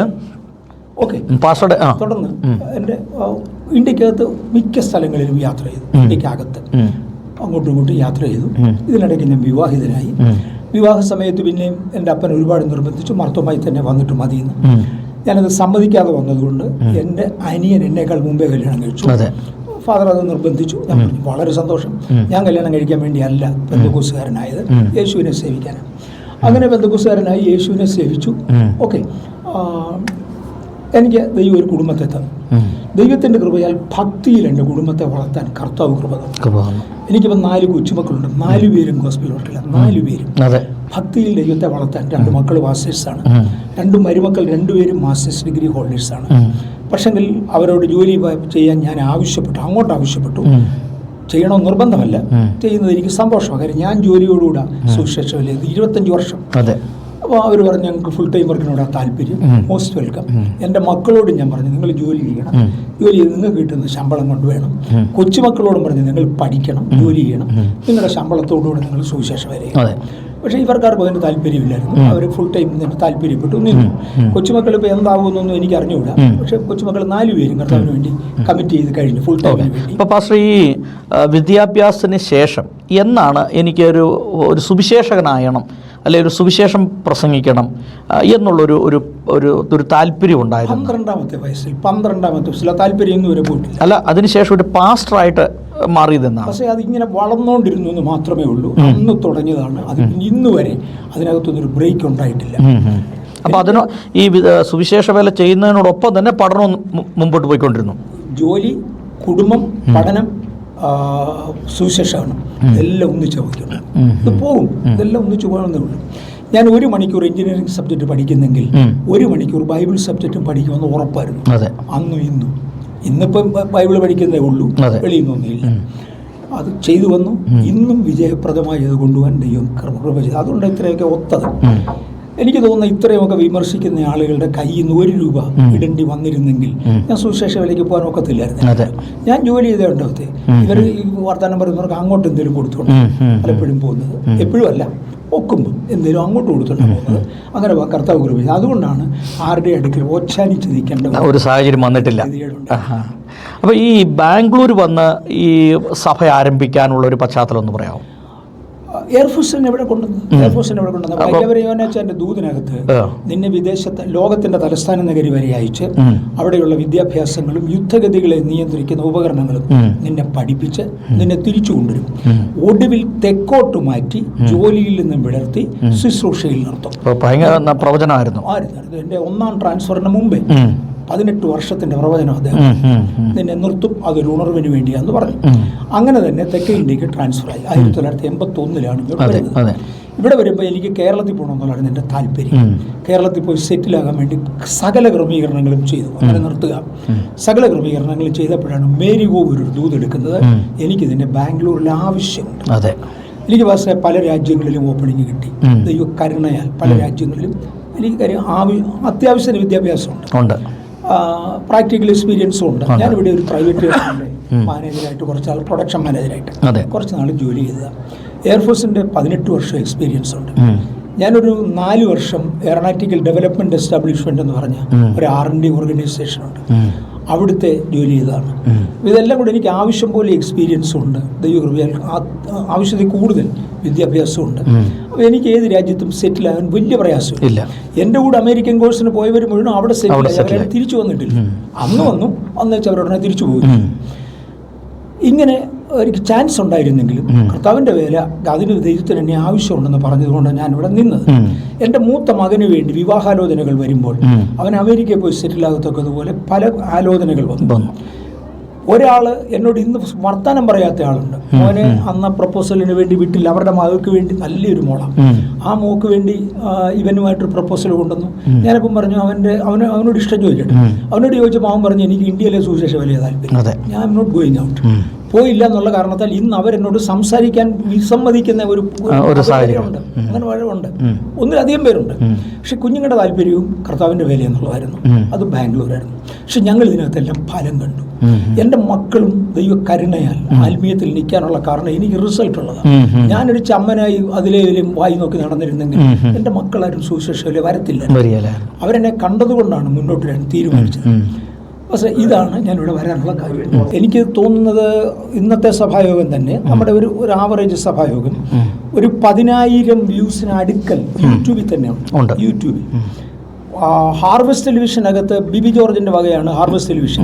അദ്ദേഹം എന്നോട് പറഞ്ഞ 5 മില്യൺ എന്നാണ് പറഞ്ഞത്. അദ്ദേഹം എന്നോട് പറഞ്ഞ വാചകം 5 മില്യൺ, 5 ലക്ഷം പേർ, 50 ലക്ഷം പേരാണ് ഇത് കേൾക്കുന്നത്. ഇതിന്റെ ചരിത്രം ഒന്നും പറയാനൊന്നുമില്ല. ഇതിപ്പം ഞാൻ ചോദിക്കാനുള്ള കാരണം, ഞാനിന്ന് പാസ്റ്ററുടെ മീറ്റിംഗ് അറ്റൻഡ് ചെയ്തു. അതുപോലെ 3 മീറ്റിംഗ് നടക്കുകയാണ്, ഇപ്പുറത്ത് ഇംഗ്ലീഷ് മീറ്റിംഗ് നടക്കുകയാണ്. ഞാൻ പറയുന്നത് ഇതിനൊരു ആരംഭമുണ്ടല്ലോ. നമ്മൾ പാസ്റ്ററുടെ വിശ്വസ്തയോടെ നിന്നതുകൊണ്ടാണല്ലോ ഇത്രയും വലിയൊരു ആരാധനാ കേന്ദ്രമായി ഇത് മാറിയത്. എത്രയോ ആളുകൾ രാവിലെ തൊട്ട് തിരക്കാണ്, ഈ റോഡ് മുഴുവൻ തിരക്കാണ്. അപ്പോൾ എൻ്റെ ചോദ്യം, യഥാർത്ഥത്തിൽ പാസ്റ്റർ M.A. വർഗീസ് ദൈവത്താൽ നിയോഗിക്കപ്പെട്ട ഒരു വ്യക്തിയാണെന്ന് എനിക്ക് ബോധ്യമുണ്ട്. കാരണം ഞാൻ ഈ സംഭവം എല്ലാം വന്ന് കണ്ടു, എനിക്കിത് കാര്യങ്ങളെല്ലാം മനസ്സിലായി. ഒരു സാധാരണ വ്യക്തിക്ക് ഇത് ചെയ്യാൻ സാധ്യമല്ല. ഒരു ഗോഡ് ഗിഫ്റ്റഡ് വ്യക്തിക്ക് മാത്രം ഇത് ചെയ്യാൻ സാധിക്കുള്ളൂ. അതുകൊണ്ടാണ് ഞാൻ ചോദിച്ചത്, ഇതിൻ്റെ ആരംഭം ഞാൻ മനസ്സിലാക്കുന്നത് വളരെ നിസാര ആളുകളിൽ നിന്ന് തുടങ്ങിയ ഒരു സുവിശേഷ പ്രവർത്തനം. ഞാനിവിടെ വരുമ്പോൾ ഈ ചർച്ചിന് 22 മെമ്പേഴ്സേ ഉള്ളൂ. ഇവിടുത്തെ ഒരാഴ്ചത്തെ സ്തോത്ര കാഴ്ച, ഓഫ്കോഴ്സ് ചർച്ചിന് അതിൻ്റെ ഒരു പ്രൊജക്റ്റ് ഉണ്ടായിരുന്നു. 22 മെമ്പേഴ്സിന് അവരുടെ ഒരു പ്രൊജക്റ്റ് ഉണ്ടായിരുന്നു. അതൊന്നും എനിക്കറിയത്തില്ല. എന്നെ ഇവിടെ ശുശ്രൂഷ മാത്രം ഏൽപ്പിച്ചുള്ളൂ, ആത്മീയ ശുശ്രൂഷ മാത്രം. ഭൗതിക ശുശ്രൂഷ നോക്കിയത് ഞാനല്ല. പാസ്റ്റർ TP വർഗീസ് ഇവിടെ ഉണ്ടായിരുന്നു, അദ്ദേഹമായിരുന്നു ഇതിൻ്റെ സഭയുടെ പാസ്റ്റർ. അപ്പോൾ അവർക്ക് അവരുടെ പ്രൊജക്റ്റ് ഉണ്ടായിരുന്നു. ഒരാഴ്ച സ്തോത്ര കാഴ്ച പാത്രത്തിൽ എനിക്ക് കിട്ടുന്ന പറഞ്ഞാൽ ഞാൻ കാണുന്നത് 7 രൂപ 45 പൈസ വരെ കണ്ടിട്ടുണ്ട്. 7.5 രൂപ തികച്ചു ഞാൻ കണ്ടിട്ടില്ല ആ കാലത്ത്. ഇവിടെ 1000 രൂപ ഒരുമിച്ച് ഡിപ്പോസിറ്റ് ആയെന്നുള്ളത് മിച്ചം വന്നത് എനിക്ക് തോന്നുന്നത് ഒരു 5 വർഷത്തിന് ശേഷം. എന്നെ സെലിബ്രേഷൻ ആയിരുന്നു അന്ന്. 1000 രൂപ സഭയ്ക്ക് മിച്ചം ഉണ്ടെന്ന് പറയാം. ഇന്ന് കാലമൊക്കെ പോയി. ദൈവത്തിന്റെ കൃപയെ ദൈവം വളർത്തി. അപ്പൊ ദൈവം എന്നും വിശ്വസ്തനാണ്. ദൈവം ഒരിക്കലും അവിശ്വസ്തത കാണിച്ചിട്ടില്ല. നമ്മൾ ദൈവത്തോട് അങ്ങോട്ടും വിശ്വസ്തത കാണിക്കുക. എനിക്ക് കിട്ടുന്നതിൽ യോഗ്യമായി ദൈവത്തിന് കൊടുക്കേണ്ടത് ഞാൻ കൊടുക്കും. ഞാൻ ആരോടും കൊടുക്കാൻ ആവശ്യപ്പെട്ടിട്ടില്ല. പക്ഷെ ദൈവത്തിന്റെ കരുണയാൽ ഇവിടെ വന്ന ശുശ്രൂഷകന്മാരിൽ പലരും നിങ്ങളുടെ വരുമാനം കൊണ്ട് എങ്ങനെ ദൈവത്തെ സേവിക്കണമെന്ന് പറഞ്ഞിട്ടുണ്ട്. പക്ഷേ ഇവിടെ വന്ന് ശുശ്രൂഷിക്കുന്ന ചർച്ച് ഓഫ് ഗോഡിന്റെ പ്രധാനപ്പെട്ട ആളുകൾ, അന്ന് ഓവർസിയർ ആയിരുന്ന PAV സാംസാർ ഉൾപ്പെടെ ചർച്ച് ഓഫ് ഗോഡിന്റെ പ്രധാനപ്പെട്ട ആളുകളെല്ലാം ഇവിടെ വന്ന് ശുശ്രൂഷിച്ചിട്ടുണ്ട്. ഉപദേശപരമായി കറക്ഷൻ ആവശ്യമുള്ളപ്പോൾ ഞാൻ ഇവരോട് ചോദിക്കും. അസംബ്ലീസ് ഓഫ് ഗോഡിന്റെ പാസ്റ്റർ PD ജോൺസൺ മുതൽ ഇങ്ങോട്ട് എല്ലാവരും, ഫിലിപ്പ് സാർ വരെ ലീഡേഴ്സ് ഇവിടെ വരാറുണ്ട്. ഡോക്ടർ TC ജോർജ് സാറ് ഇവിടുത്തെ സ്ഥിരം വിസിറ്റേഴ്സിലുള്ള ഒരാളായിരുന്നു. ഉപദേശ സംബന്ധമായിട്ടെങ്കിലും വ്യത്യാസം ഉണ്ടെങ്കിൽ ചോദിച്ചിട്ടുണ്ട്. IPCയുടെ പ്രധാനപ്പെട്ട ആളുകളെല്ലാം, പ്രധാനപ്പെട്ട ശുശ്രൂഷകന്മാർ, KY ഗീവർഗീസ് ഒക്കെ എത്ര നാൾ ഇവിടെ വന്ന് താമസിച്ചിട്ടുണ്ട്. ഷാരോന്റെ PJ തോമാച്ചായൻ, അച്ചായൻ എങ്ങും പോവാറില്ല. ദൈവകൃപയാൽ ഇവിടെ വന്നിട്ടുണ്ട്. സാമ്പത്തിക മണ്ഡലത്തിലോട്ട് തിരിയുകയാണെന്നുണ്ടെങ്കിൽ KP യോഹന്നാൻ, അവരെങ്ങും പോകുന്നവരല്ല. പക്ഷെ KP യോഹന്നാൻ വീട്ടിൽ വന്ന് ഇരുന്ന് ചായ കുടിച്ച് ആവശ്യമുള്ള ഉപദേശങ്ങൾ, അദ്ദേഹം ആത്മീയ ലോകത്തിലല്ല, അല്ലെ ഉപദേശപരമായിട്ടല്ല, പക്ഷെ അദ്ദേഹം നല്ല ഉപദേശം നിൽക്കുന്ന കാലത്ത് അന്ന് പോലും ഉപദേശപരമായിട്ടല്ല, സാമ്പത്തികമായി എങ്ങനെ കൈകാര്യം ചെയ്യണം, ഗവൺമെന്റിനോട് എങ്ങനെ വിശ്വസ്തത കാണിക്കണം, സഭയുമായിട്ട് എങ്ങനെ വിശ്വസ്തത കാണിക്കണം, ഇങ്ങനെയുള്ള കാര്യങ്ങൾ ഇവരെല്ലാം പറഞ്ഞു തന്നു. ഇന്ന് വളരുന്ന സഭകൾക്ക് പലതിനും പറഞ്ഞു കൊടുക്കാൻ ദൈവം എനിക്ക് കൃപ തന്നു. തങ്കു ഇവിടെ വന്ന് താമസിച്ച് ഇവിടുത്തെ വൗച്ചറാണ് അദ്ദേഹം ഉപയോഗിക്കുന്നത്. ടിനു ജോർജ് ഇവിടെ വന്ന് താമസിച്ച് ഇവിടുത്തെ വൗച്ചറാണ് അദ്ദേഹം ഉപയോഗിക്കുന്നത്. ഹെവൻലി ഫീസ്റ്റ്, സോറി, അത് ഹെവൻലി കരിസ്മ, പണ്ടത്തെ കരിസ്മ ഇവിടെ വന്ന് താമസിച്ച്, നോബൽ P. തോമസ് ഇവിടെ വന്ന് താമസിച്ച്, ഇവരുമായിട്ടെല്ലാം അങ്ങോട്ടും ഇങ്ങോട്ടും എല്ലാം റിലേഷൻ ഉണ്ട്. എനിക്ക് കിട്ടിയത് അങ്ങോട്ട് പകർന്നു കൊടുക്കുക, അവർക്ക് കിട്ടിയത് ഇങ്ങോട്ട് പകർന്നു തരിക, അങ്ങനെ എല്ലാ വിഭാഗങ്ങളുമായിട്ടും പരിചയമുണ്ട്. അവരുടെ എല്ലാം നല്ല വശങ്ങൾ ഞങ്ങൾ ഒരുമിച്ച് ചേർക്കാൻ ശ്രമിക്കുന്നു. അതായത് പാസ്റ്റർ MA വർഗീസിനെ സംബന്ധിച്ചിടത്തോളം വെറും 22 കുടുംബങ്ങളിൽ നിന്ന് ആരംഭിച്ച, മെമ്പേഴ്സിൽ നിന്ന് ആരംഭിച്ച ഒരു പ്രസ്ഥാനം ഇന്ന് 10,000 വിശ്വാസികളുള്ളൊരു സമൂഹമായി ഇത് മാറി. അതുമാത്രമല്ല, ഇത്രയും വർഷത്തെ പ്രയത്നം കൊണ്ട് ലക്ഷക്കണക്കിന് ആളുകളെ സുവിശേഷ രംഗങ്ങളിലേക്കും ക്രിസ്തീയ വിശ്വാസത്തിലേക്കും കൊണ്ടുവരാനായിട്ട് സാധിച്ചു.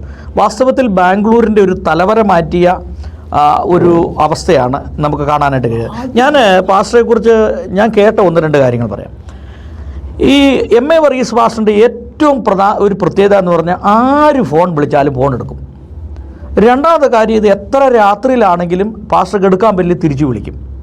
അപ്പോൾ ഓരോ വ്യക്തികളെയും വളരെ വ്യക്തമായി, ഇത് ഞാൻ പാസ്റ്ററുടെ ചില വിശ്വാസികളിൽ നിന്ന് അറിഞ്ഞതാണ് കേട്ടോ, അങ്ങനെ ഒരു വലിയ ക്വാളിറ്റി ഉണ്ട്. അതുമാത്രമല്ല, ഒരു രോഗിയായിട്ട് ഒരാളുണ്ട്, അല്ലെങ്കിൽ അവർക്ക് എന്തെങ്കിലും ബുദ്ധിമുട്ടുണ്ടെങ്കിൽ പാസ്റ്ററും ആൻറ്റിയും ആ ഭവനത്തിൽ ചെന്ന് അവിടെ ഇരുന്ന് അവർക്ക് വേണ്ടി പ്രാർത്ഥിച്ച് വിടുതൽ കണ്ടതിന് ശേഷം മടങ്ങി വരുവുള്ളൂ എന്നുള്ളതാണ് ഞാൻ അറിഞ്ഞത്. ഞാൻ പല കാര്യങ്ങളും ചോദിച്ചു. അപ്പോൾ അത്രമാത്രം വിശ്വസ്തയോടുകൂടി നിന്നതുകൊണ്ടാണ് ഇന്ന് ഇത്രയും വലിയൊരു പ്രസ്ഥാനം നടത്തുവാനായിട്ട് ഇടയായി തീർന്നെന്നുള്ളതാണ് ഞാൻ മനസ്സിലാക്കുന്നത്. പക്ഷേ അതിനകത്ത് എനിക്ക് എൻ്റെ സൈഡിൽ നിന്ന് പറയാനുള്ളത്, ഞാൻ കുളിക്കുന്ന സമയത്ത് പോലും മൊബൈൽ ഫോൺ എൻ്റെ കയ്യിലുണ്ട്. ഇന്ന് മൊബൈൽ ഫോൺ അതെൻ്റെ കയ്യിലുണ്ട്. വല്ലപ്പോഴും ഒരിക്കൽ ടോയ്ലറ്റിലോട്ട് പോയപ്പോൾ മൊബൈൽ എടുക്കാൻ മറന്നുപോയെങ്കിൽ മാത്രമേ ഉള്ളൂ ഒരു കോൾ എടുക്കാതെ പോകുന്നു. അത് ഞാൻ തിരിച്ചു വിളിക്കും. രാത്രിയിൽ ഉറങ്ങുമ്പോഴും എൻ്റെ ഫോൺ ഓണാ. ആളുകൾ വിളിക്കും, ആളുകൾ മിസ്യൂസ് ചെയ്യും. ചുമ്മാ പല രാജ്യങ്ങളിൽ വിളിച്ച് സമയം എന്നായി, ഇപ്പം 3 മണി, അയ്യോ പിന്നെ വിളിച്ചോളാം, എന്നാൽ വിളിച്ചപ്പോൾ അവനങ്ങ് പറഞ്ഞു വെച്ചാൽ മതി, ഒന്നുകൂടെ വിളിക്കും. പിന്നെ സമയം ചോദിക്കാൻ വരെ ആളുകൾ വിളിക്കാറുണ്ട്. അങ്ങനെ പറഞ്ഞ ഒറ്റ കോള് പോലും ഞാൻ വേണ്ടെന്ന് വെച്ചിട്ടില്ല. അല്ല, അതിൻ്റെ അകത്ത് പ്രധാനപ്പെട്ട ഒരു സംഭവം എന്ന് പറഞ്ഞാൽ, ഞാൻ ഈ MA വർഗീസ് പാസ്റ്റർക്ക് എതിരെ വീഡിയോകൾ ചെയ്തിട്ടുണ്ട്. പക്ഷേ ഞാൻ ഒരു ദിവസം ഇവിടെ വന്നപ്പോൾ എന്നെ ആ ഒരു വൈരാഗ്യവും കാണിക്കാതെ, അല്ലെങ്കിൽ ഒരു മാനസിക ബുദ്ധിമുട്ടും കാണിക്കാതെ എന്നെ വിളിക്കുകയും എൻ്റെ വീട്ടിൽ കൊണ്ടുപോവുകയും ഭക്ഷണം തരികയും വളരെ സ്നേഹത്തോടു കൂടിയാണ് എന്നോട് ഇടപെട്ടത്. അപ്പോൾ എനിക്കൊരു കാര്യം മനസ്സിലായി, പാസ്റ്റർ MA വർഗീസിനെ സംബന്ധിച്ചിടത്തോളം ആര് എതിരെ വീഡിയോ ചെയ്തെന്ന് പറഞ്ഞാലും അവരോട് യാതൊരു വിധമായ വിദ്വേഷവും ഇല്ല എന്നുള്ളതാണ് എനിക്ക് മനസ്സിലായത്. ഇത് നമുക്ക് പോരാട്ടമുള്ളത് അതെ, ജഡരക്തങ്ങളോട് ഇവരെ ഇതിൻ്റെ മുമ്പിൽ ചലിപ്പിക്കുന്ന വേറൊരു ശക്തിയുണ്ട്. അതിനോട് എനിക്ക് വൈരാഗ്യമുള്ളൂ. ദേവദാസ, എൻ്റെ ഒരു പ്രത്യേകതയുണ്ട് കേട്ടോ. എന്നെ ചിലപ്പോൾ ടെലിഫോണിൽ കൂടെ ആളുകൾ ചീത്ത വിളിക്കുന്നു, നല്ല പുഴുത്ത് കയറി വിളിക്കും. ഞാൻ എന്നാലും കട്ട് ചെയ്തില്ല, കേട്ടോണ്ടിരിക്കും. നിർത്തുമ്പോൾ ഞാൻ ഇനിയും അറിയത്തില്ലയോ, കുറച്ചുകൂടെ വിളിക്കുക, ചായ വാങ്ങിച്ചു തരാം, അങ്ങനെ പറഞ്ഞാൽ അവരെ കൊണ്ട് അവനെ അറിയാവുന്ന ചീത്ത മുഴുവൻ പറയിപ്പിക്കും. പിന്നെ അവന്റെ പാപം ചെയ്ത് തീർത്തില്ല എന്ന് പറഞ്ഞ് പോകണ്ടല്ലോ, തീർത്തോട്ടെ. എനിക്കെതിരെ പാസ് ചെയ്തപ്പോൾ ഒരു ചായ തരിക എന്നുള്ളത് എൻ്റെ നമുക്ക് ചില വിവാദപരമായ പരാമർശങ്ങളുണ്ട്. അപ്പോൾ അതിനെക്കുറിച്ച് നമുക്ക് പാസ്റ്ററിൽ നിന്ന് ചില കാര്യങ്ങൾ ചോദിച്ചറിയാനായിട്ടുണ്ട്. ഒന്നാമത് പാസ്റ്ററുടെ ഒരു ഇത് പറയുന്നത്, പാസ്റ്റർ ഒരു ദുരുപദേശം പറയുന്നു എന്ന്. അപ്പോൾ പാസ്റ്റർ അതിനൊരു മറുപടി പറഞ്ഞു, എങ്കിലും അതൊന്നുകൂടെ ഒന്ന് ക്ലിയർ ചെയ്യാവോ? കാരണം ഇന്ത്യയിലുള്ള എല്ലാ സുവിശേഷകരും തന്നെ പ്രമുഖരായിട്ടുള്ള എല്ലാ സുവിശേഷകരോട് വന്നിട്ടുണ്ട്. പക്ഷേ ഉപദേശം അറിയാവുന്നവരാരും ഞാൻ ദുരുപദേശമാണെന്ന് പറഞ്ഞിട്ടില്ല. അവൻ്റെ ഉപദേശത്തിൽ നിന്ന് വ്യത്യസ്തമാണ് ഞാൻ പറയുന്നത്. കാര്യം ഞാൻ പറയുന്നത് ബൈബിളിലുള്ളതും ഒരെണ്ണം ദൈവകൃപയിൽ വളർന്നവരുപയോഗിക്കേണ്ടതുമാണ്. ഇപ്പം എൻ്റെ കൊച്ചു കുഞ്ഞുങ്ങൾ നടക്കുന്ന കൂട്ടത്തിൽ അവർക്ക് ഡൈപ്പറൊക്കെ കെട്ടിക്കൊണ്ടായിരുന്നു വരുന്നത്. അതെ. അപ്പം ഞാൻ ഡൈപ്പർ കെട്ടാത്തത് കൊണ്ട് ഇംപ്രോപ്പർലി ട്രസ്ഡാന്ന് എന്നോട് പറഞ്ഞാൽ ശരിയാകില്ല. ഡൈപ്പർ കെട്ടുന്ന കുഞ്ഞിന് ഞാൻ ഡൈപ്പർ കെട്ടാത്തത് ഡ്രസ്സിങ്ങിൽ വന്ന പരാജയമെന്ന് തോന്നിയത്. ആ പ്രായത്തിലുള്ളവർ മാത്രമേ, അതായത് വിശ്വാസത്തിൽ ബിഗിനേഴ്സ്, മുന്നോട്ട് വരാത്തവർ. വേദപുസ്തകത്തിന് എഴുതപ്പെട്ട ഒരർത്ഥമുണ്ട്, അതിനകത്ത് വ്യാഖ്യാനങ്ങൾ പരിശുദ്ധാത്മാവ് തരുന്നുണ്ട്. ആ ആത്മവ്യാഖ്യാനങ്ങളിലേക്ക് ഇറങ്ങണം. ഞാൻ ഈ കഴിഞ്ഞ ദിവസങ്ങളിൽ റിസൾട്ട് ഉണ്ടാകണമെന്ന് പറഞ്ഞല്ലോ. പരിശുദ്ധാത്മാഭിഷേകം പ്രാപിക്കാത്ത ഒരാൾ, മറുഭാഷ പറയാത്തതെന്നല്ല ഞാൻ പറഞ്ഞു, പരിശുദ്ധാത്മാഭിഷേകം പ്രാപിക്കാത്ത ഒരാൾ എന്നാ പറഞ്ഞാലും ആരും രക്ഷിക്കപ്പെടത്തില്ല. അവനാണ് 25 പ്രാവശ്യം പ്രസംഗിച്ചു 0 ആൾ രക്ഷിക്കപ്പെട്ടു എന്ന് പറയുന്നത്. പരിശുദ്ധാത്മാഭിഷേകം പ്രാപിച്ച ഒരാൾ ഒറ്റ പ്രാവശ്യം പ്രസംഗിച്ചാൽ അതിന് പ്രയോജനമുണ്ട്. ഞാനിവിടെ പറയുന്ന നിരൂപണ പദങ്ങൾ ഒരിക്കലും വെളിയിലൊരാളിന് വേണ്ടിയുള്ളതല്ല. കാര്യം എന്നെ അവരുടെ ചുമതല ദൈവം ഏൽപ്പിച്ചിട്ടില്ല. സുവിശേഷ ഫയൽ പ്രദേശത്ത് പോകുമ്പോൾ സുവിശേഷം പറയും, രക്ഷിക്കപ്പെടുന്നവർ വരും. അകത്ത് വന്നാൽ വന്നവനെ വളർത്തുന്നതാണ് എൻ്റെ കടമ. എൻ്റെ കടമ എന്നുള്ളത് ഈ ഒരു ഓഡിറ്റോറിയത്തിൻ്റെ അകത്തിരിക്കുന്നില്ല, ഇത് 3.5 ഏക്കറേ ഉള്ളൂ. ഈ 3.5 ഏക്കറിനകത്ത് വരുന്നവൻ്റെ മാത്രമല്ല എൻ്റെ വിഷയം. ലക്ഷങ്ങൾ ആളുകൾ ഞങ്ങളെ ശ്രദ്ധിക്കുന്നുണ്ട്. അത്രയും ആളുകൾ നമ്മളെ ശ്രദ്ധിക്കുന്നവരെ ദൈവം എനിക്ക് തന്നവരാ. അവരെ ദൈവകൃപയിൽ വളർത്തുകയാണ് എൻ്റെ പ്രധാന കടമ. ഞാൻ അവരോട് മാത്രമേ സംസാരിക്കുന്നുള്ളൂ. അല്ല, അതിൽ ഓരോന്നോരോന്ന് ഞാൻ പറയാം. ഒന്ന്, പാസ്റ്റർ തലയെ കൈവെക്കുമ്പോൾ വ്യക്തികൾ താഴെ വീഴുന്നു. അപ്പോൾ അതിന് ആളുകൾ പറയുന്നത് പാസ്റ്റർ ഉന്തി വീഴ്ത്തുകയാണ്, ഊതി വീഴ്ത്തുകയാണെന്നൊക്കെയാണ് പറയുന്നത്. പക്ഷേ ഞാനൊരു TPM ബാക്ക്ഗ്രൗണ്ടിൽപ്പെട്ട ആളായതുകൊണ്ട് എനിക്കറിയാം. അതിൻ്റെ ഇടയ്ക്ക് ഒരു കാര്യം ചോദിക്കട്ടെ, പാസ്റ്റർക്ക് എന്തെങ്കിലും TPM പശ്ചാത്തലം ഉണ്ടോ? ചില ആളുകൾ അങ്ങനെ ഒരു അഭിപ്രായം പറയുന്നു. TPM ആരാധിക്കാൻ വേണ്ടി 2 വർഷത്തോളം പോയത്. അപ്പോൾ ഒരു പശ്ചാത്തലമുണ്ട്. ഞാനിവിടെ ഈ പാസ്റ്റർ തലയൊക്കെ വെച്ചുമ്പോൾ ഒരു ആളുകൾ താഴെ വീഴുന്നു. അപ്പോൾ അത് പലരും പറയുന്ന അത് അദ്ദേഹം എന്തോ ഒരു ടെക്നിക്ക് ഉപയോഗിക്കുന്നതാണ് എന്നുള്ളത് ഒരു അഭിപ്രായം പറയുന്നു. പക്ഷേ അർഹിക്കുന്ന അവജ്ഞതയുടെ തള്ളുക. അല്ല, അതിൻ്റെ ഒരു 1995 ആദ്യമായി ആത്മവിവശത എന്നൊരു ആശയം ഞാൻ കേൾക്കുന്നത്. ന്യൂ ലൈഫ് പെന്തക്കോസ്റ്റൽ ചർച്ച് ബോംബെയിൽ നിന്ന് പ്രസിദ്ധീകരിച്ച ഒരു കൊച്ചു ബുക്ക്ലെറ്റിനകത്ത് what in the world is happening around us എന്ന പേരിൽ അവർ ഒരു കൊച്ചു ബുക്ക്ലെറ്റ് ഇറക്കി. അതിനകത്താണ് ആത്മവിശ്വാസത്തെക്കുറിച്ച് ആദ്യമായിട്ട് ഞാൻ വായിക്കുന്നത്. 18 പേജേ ഉള്ളൂ.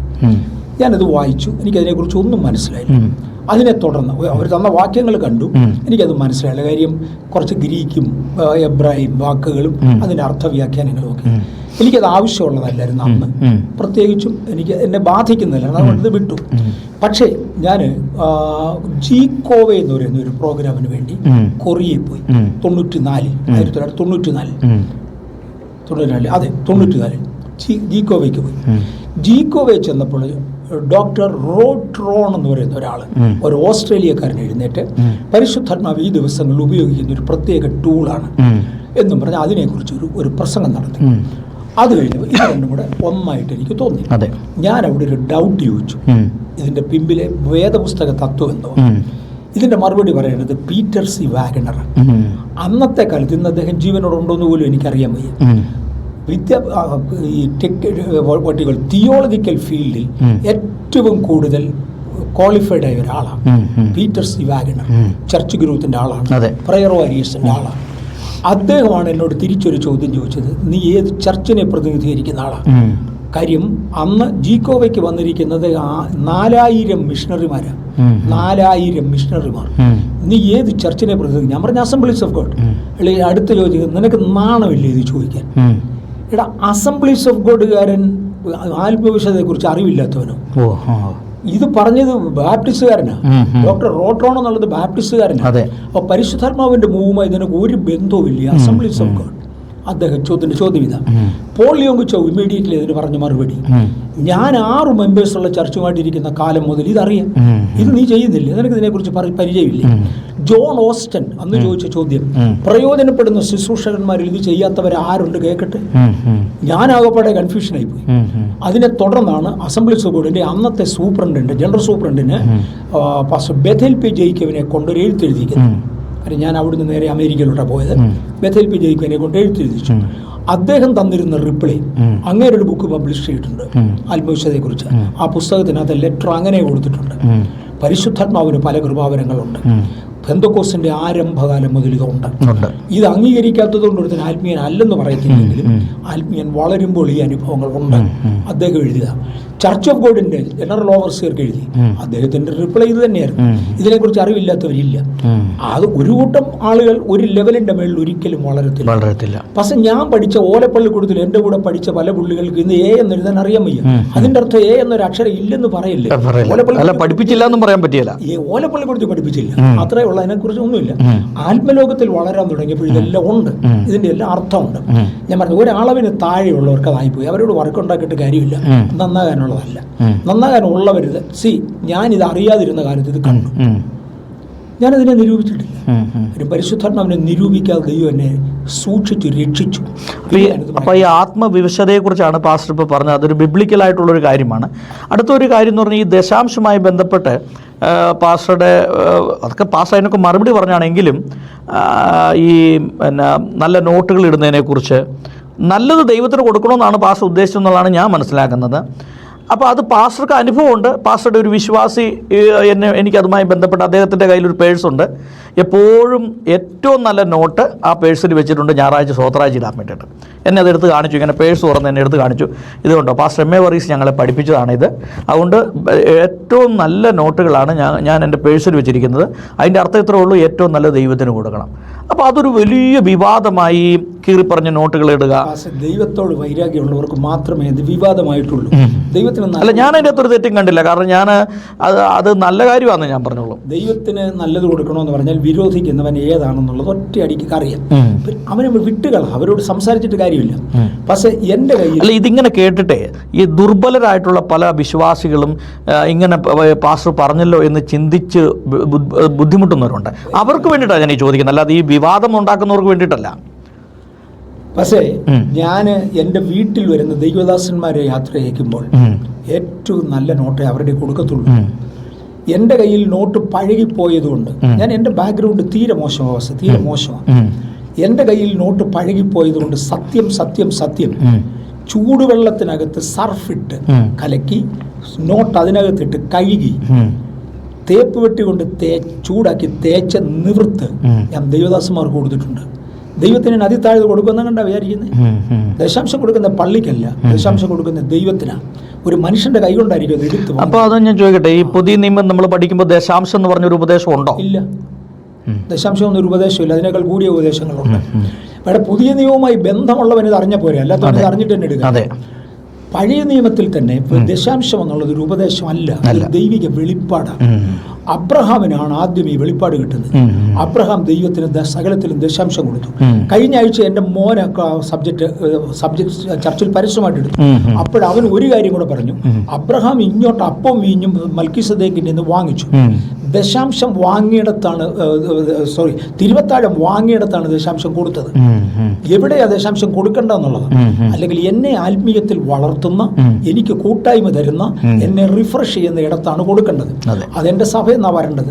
ഇല്ലെങ്കിൽ എന്നെ വരത്തനെന്ന് വിളിക്കണം. എന്റെ സഭയിൽ അത് ഇല്ലെങ്കിൽ കളഞ്ഞു പോകുന്നത് സഭയല്ല. പാസ്റ്റർ പറഞ്ഞ പ്രധാനപ്പെട്ട ഒരു പോയിന്റ് എന്ന് പറഞ്ഞാൽ ഈ ദശാംശം എന്ന് പറഞ്ഞൊരു ഉപദേശമല്ല, മറിച്ച് അതൊരു വെളിപ്പാടാണെന്നുള്ളതാണ്. ദൈവിക വെളിപ്പാടാണെന്നാണ്. ആത്മീയ കുരുടൻ ഇത് കാണത്തില്ല. ഇത് അബ്രഹാമിന് ഇത് കഴിഞ്ഞു. 2 യാക്കോബ് കയ്യിൽ ഒന്നുമില്ലാതെ ഒരു ഊന്നുവടിയുമായിട്ട് പോകുന്ന കൂട്ടത്തിലാണ് സ്വർഗം തുറന്നിരിക്കുന്ന ഒരു കാഴ്ച കണ്ടത്. അദ്ദേഹം പിറ്റേ ദിവസം രാവിലെ തലവണയായി വെച്ച കല്ല് എടുത്ത് നേരെ നിർത്തിക്കൊണ്ട് പറഞ്ഞു, എൻ്റെ ആയുസ്സിൽ എനിക്ക് കിട്ടുന്ന സകലത്തിലും ഞാൻ ദൈവത്തിന് ദശാംശം തരും. വല്യപ്പച്ചന്റെ പ്രമാണം ദൈവസന്നിധിയിൽ റിഫ്രഷ് ചെയ്തെടുത്തു. ദൈവം അവരെ അനുഗ്രഹിച്ചു. പക്ഷെ ഞാൻ ആരംഭത്തിൽ എൻ്റെ ദശാംശം കൊടുക്കുമായിരുന്നു. അത് കഴിഞ്ഞ് വിവാഹം കഴിഞ്ഞ ശേഷമാണ് എൻ്റെ ഭാര്യ പറഞ്ഞത് നമുക്ക് ദശാംശത്തിൽ അല്പം കൂടെ കൂടുതൽ കൊടുക്കാൻ ദൈവം തരുന്നുണ്ട്. അങ്ങനെ ഞങ്ങൾ അല്പം കൂടെ കൂടുതൽ കൊടുത്തപ്പോൾ ഞങ്ങളുടെ വരുമാനം അല്പം കൂടെ വർദ്ധിച്ചു. ദൈവം അങ്ങോട്ട് ചെയ്യുന്നവരോട് ഇങ്ങോട്ടും ചെയ്യും. ഒടുവിൽ ഞങ്ങളൊരു തീരുമാനമെടുത്തു, ദശാംശമല്ല 5-1 ദൈവത്തിന് കൊടുക്കാം. ഞങ്ങൾ 5-1 ദൈവത്തിന് കൊടുക്കാൻ തീരുമാനിച്ച ശേഷമാണ് ചർച്ചിന് ഈ കെട്ടിടങ്ങളും, എനിക്ക് വ്യക്തിപരമായിട്ടൊന്നുമില്ല, ചർച്ചിന് ഈ കെട്ടിടങ്ങളും കാര്യങ്ങളും എല്ലാം ഉണ്ടാകുന്നത്. മോൻ അത് കേട്ടു, മൂത്ത മോന്.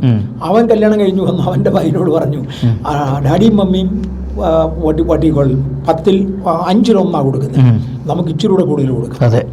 എൻ്റെ അഭിപ്രായത്തിൽ 40% അവർ കൊടുക്കുന്നുണ്ട്. ഇളയ മോൻ കല്യാണം കഴിഞ്ഞാൽ അവൻ 50% കൊടുക്കാം. ഞങ്ങളിൽ റിച്ച് അവനാണ്, ഞങ്ങളിൽ റിച്ച് അവനാണ്. ആരുടെയും പേരുള്ളതല്ലേ, നമ്മുടെ ചർച്ചിൻ്റെ പേരിൽ. എന്നാലും ദൈവം നടത്തി. ഇത് ദൈവവുമായിട്ടൊരു കാഴ്ചപ്പാടാണ്. പക്ഷെ അതിന്റെ അർത്ഥം അവന് കിട്ടിയതുകൊണ്ട് എനിക്ക് കിട്ടണമെന്ന് പറഞ്ഞു കൊണ്ടിട്ട് ദൈവം ആർക്കും കൊടുക്കില്ല. ഇത് വ്യക്തിപരമായ ഒരു തീരുമാനങ്ങളാണ്, ആത്മാർത്ഥതയാണ്, ദൈവമായിട്ടുള്ള ആത്മാർത്ഥതയാണ്. അതിനകത്ത് വന്നവരെല്ലാം നന്നായി. ഞാൻ ആത്മാർത്ഥമായി ദൈവത്തിന് നല്ലത് കൊടുക്കുമെന്ന് തീരുമാനിച്ചൊരു ഒരുത്തൻ പഞ്ഞം പിടിച്ച് കണ്ടിട്ടില്ല. പിന്നെ പാസ്റ്റർ ഈ കീറിയ നോട്ടം ഉള്ളവൻ നിരൂപിക്കുന്നവനും കൊണ്ട് കൊടുക്കട്ടെ, നീ പിച്ചക്കാരനും അത് തന്നെയാണ് വാങ്ങിക്കുന്നത്, അത് കൊണ്ടുപോട്ടെ, നമുക്കെന്തിനാ അത്. ശരിയാ, പാസ്റ്റർ പറഞ്ഞ വളരെ പ്രധാനപ്പെട്ട ഒരു പോയിന്റാണ്. ദൈവത്തിന് എപ്പോഴും നല്ലത് കൊടുക്കുക എന്നുള്ളതാണ്. ആ ഒരു ആശയമാണ്. അത് വലിയ വിവാദമാക്കേണ്ട യാതൊരു കാര്യമില്ല. അതിൻ്റെ അകത്ത് യാതൊരു വിവാദവും ഇല്ല. അത് ചില ആളുകൾ അങ്ങ് വിവാദം ഉണ്ടാക്കുന്നതാണ് അതിൻ്റെ അകത്ത്. പിന്നെ അതിനകത്ത് ഒരു ആണത്വമുള്ളവനോ വ്യക്തിത്വമുള്ളവനോ ഒന്നും വിവാദത്തിൽ പോകത്തില്ല. ഇത് കേട്ട് കഴിയുമ്പോൾ ഇത് ഇന്നാറിയാ കളഞ്ഞേക്കാൻ പറഞ്ഞാൽ വിടുകയുള്ളൂ. അല്ലാതെ ഒരുമാതിരി വ്യക്തിത്വമുള്ളവനൊന്നും ഇതിനകത്തൊന്നും പോകും എനിക്ക് അറിവില്ല. അറിയാം. പക്ഷേ ഈ അടുത്ത ദിവസങ്ങളിൽ ഈ കവലപ്രസംഗമായിട്ട് ബന്ധപ്പെട്ട ഒരു വിവാദം ഉണ്ടായല്ലോ. പക്ഷേ ഞാൻ പറയാത്ത കുറെ കാര്യങ്ങൾ, ഈ പുതുദോഷം സങ്കല്പിക്കുക എന്നൊരു പ്രശ്നമുണ്ട് ആദ്യകാലത്ത്. അത് ഏത് വാക്യമാണ് കറക്റ്റ് ഓർക്കുന്നില്ല. ഇവിടെ ആരെങ്കിലും ഓർക്കുന്നുണ്ടോ എനിക്കറിയത്തില്ല. അവരമ്മയപ്പന്മാരെ അനുസരിക്കാത്തവരും അങ്ങനെ പറഞ്ഞു വരുന്ന കൂട്ടത്തിൽ പുതുദോഷം സങ്കല്പിക്കുന്നവരായിരിക്കും. ആ ടൈപ്പാണ്. ഞാൻ പറഞ്ഞതല്ല, ഞാൻ പറയാത്ത ഒരു കാര്യം ഉദ്ദേശിക്കാത്ത ഒരർത്ഥത്തിൽ ഒരുത്തനെടുത്ത് വ്യാഖ്യാനിച്ചു. ഒത്തിരി പ്രാവശ്യം ഞാൻ എൻ്റെ വിവരണം പറഞ്ഞതാണ്. അരമണിക്കൂറിന് ശിഷ്ടം ഞാനൊരു മെസ്സേജ് കൊടുത്തു. ആർക്കാ അതൊന്ന് കേൾക്കണേ. ഇവിടെ കുറെ നല്ല സഹോദരന്മാർ ചേർന്ന് വി ഷീൽഡ് എന്ന് പറഞ്ഞ ഒരു ചാനൽ ഉണ്ടാക്കി.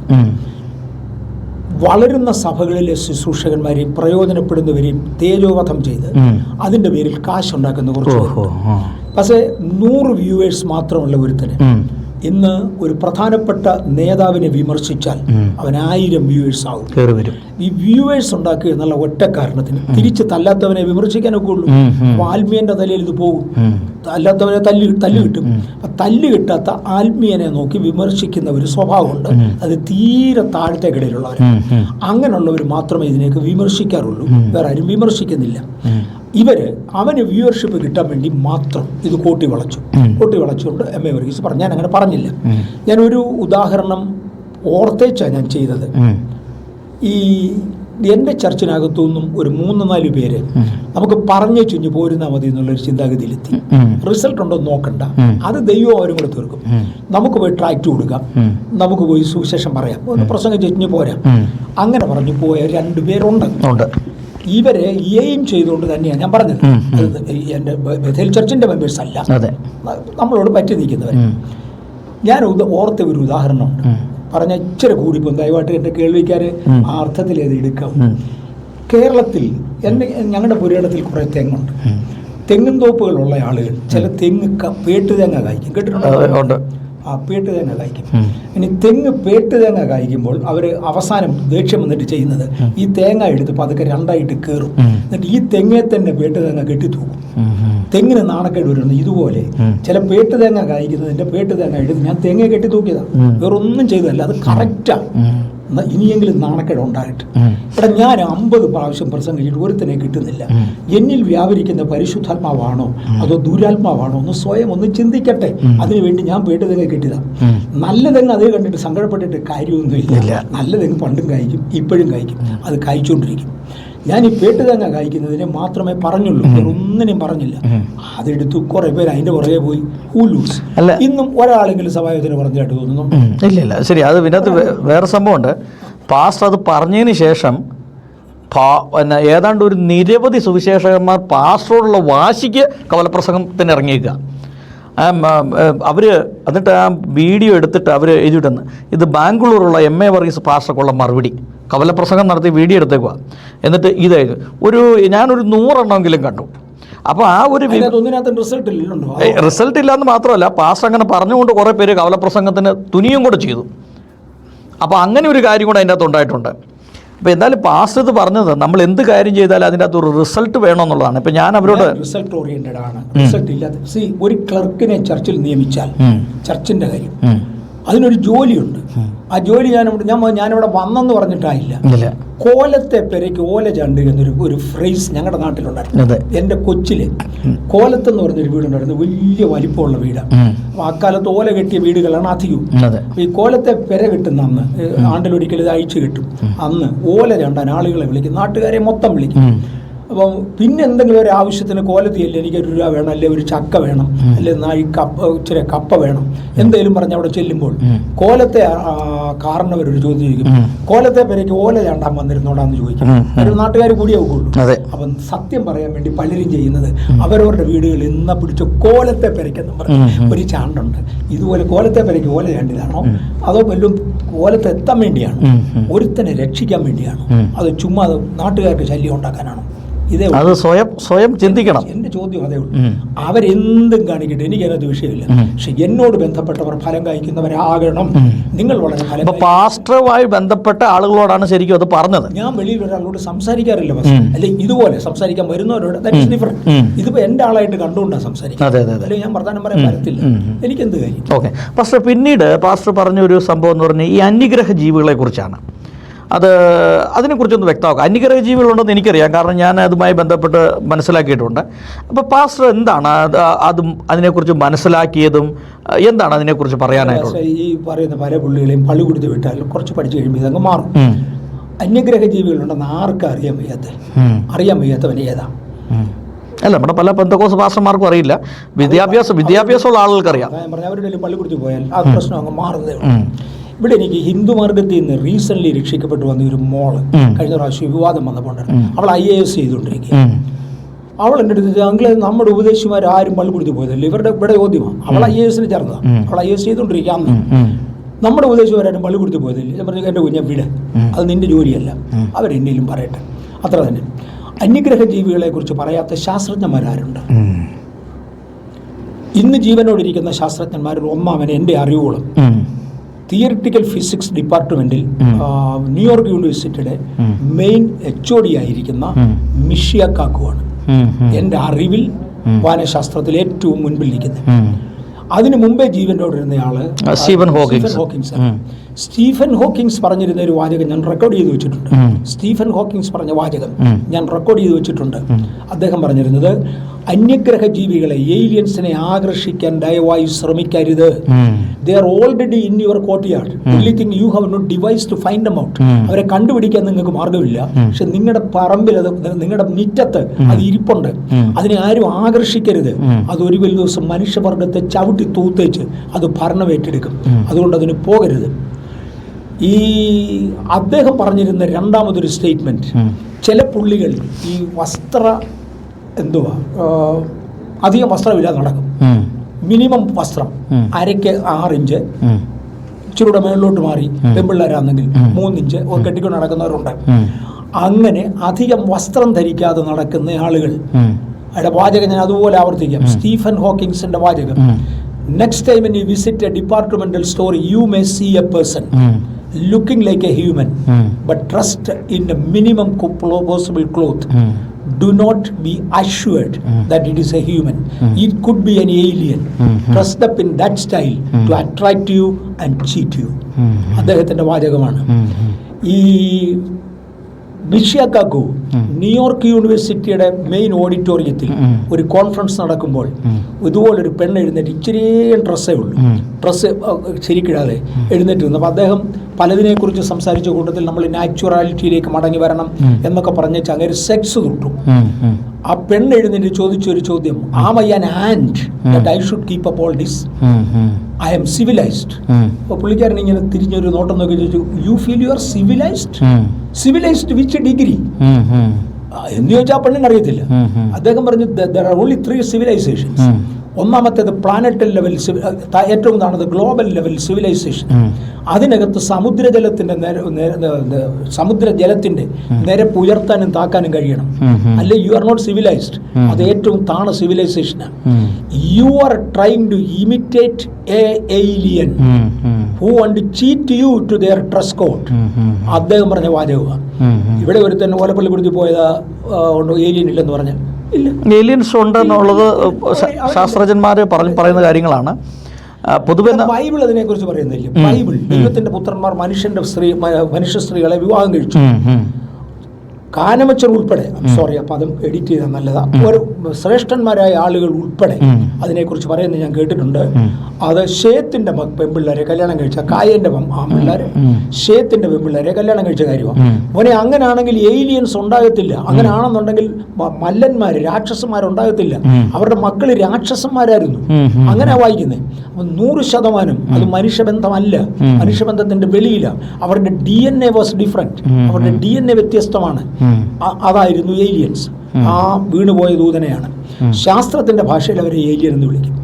നമ്മുടെ ഭാഷയിൽ പിശാച് എന്ന് വിളിക്കും. വേദപുസ്തക ഭാഷയിൽ വീണുപോയ ദൂതനെന്നും വിളിക്കാം. ഇങ്ങനെ പല പേരിൽ വിളിക്കും. ഐറ്റം ഒന്നാ. ഇതിനെ ആർക്കറിയാൻ പറ്റും? ആർക്കറിയാൻ വയ്യാത്തെ. ശരിക്കും അതൊരു വലിയ വിവാദമാക്കേണ്ട വിഷയം എന്ന് പറഞ്ഞാൽ ഇത് കൂടുതൽ ഈ അറിവ് കുറഞ്ഞ ആളുകളാണ് ഇത് എടുക്കുന്നതെന്നുള്ളതാണ് മനസ്സിലാകുന്നത്. നമ്മൾ പത്രം വായിക്കുകയും ഇതുപോലെ പുതിയ കാര്യങ്ങളെക്കുറിച്ച് പഠിക്കാൻ നമ്മൾ തയ്യാറാകുമ്പോൾ നമുക്ക് ആ വിഷയത്തെക്കുറിച്ച് കുറച്ചുകൂടെ ഒരു ക്ലാരിറ്റി വരും. പിന്നീട് പാസ്റ്റർ, ഈ ബക്കിംഗ്ഹാം പാലസുമായി ബന്ധപ്പെട്ട ഒരു സംഭവം ഉണ്ടല്ലോ. ബക്കിംഗ്ഹാം പാലസുമായി ബന്ധപ്പെട്ടത് ഞാൻ പറഞ്ഞതാണ്. കാരണം എന്നെയും കൊണ്ട് അവിടെ സഹോദരന്മാർ പോയി. ഞാൻ ലോകത്തിലെ 60ഓളം രാജ്യങ്ങളിൽ യാത്ര ചെയ്യുന്ന ആളാണ്.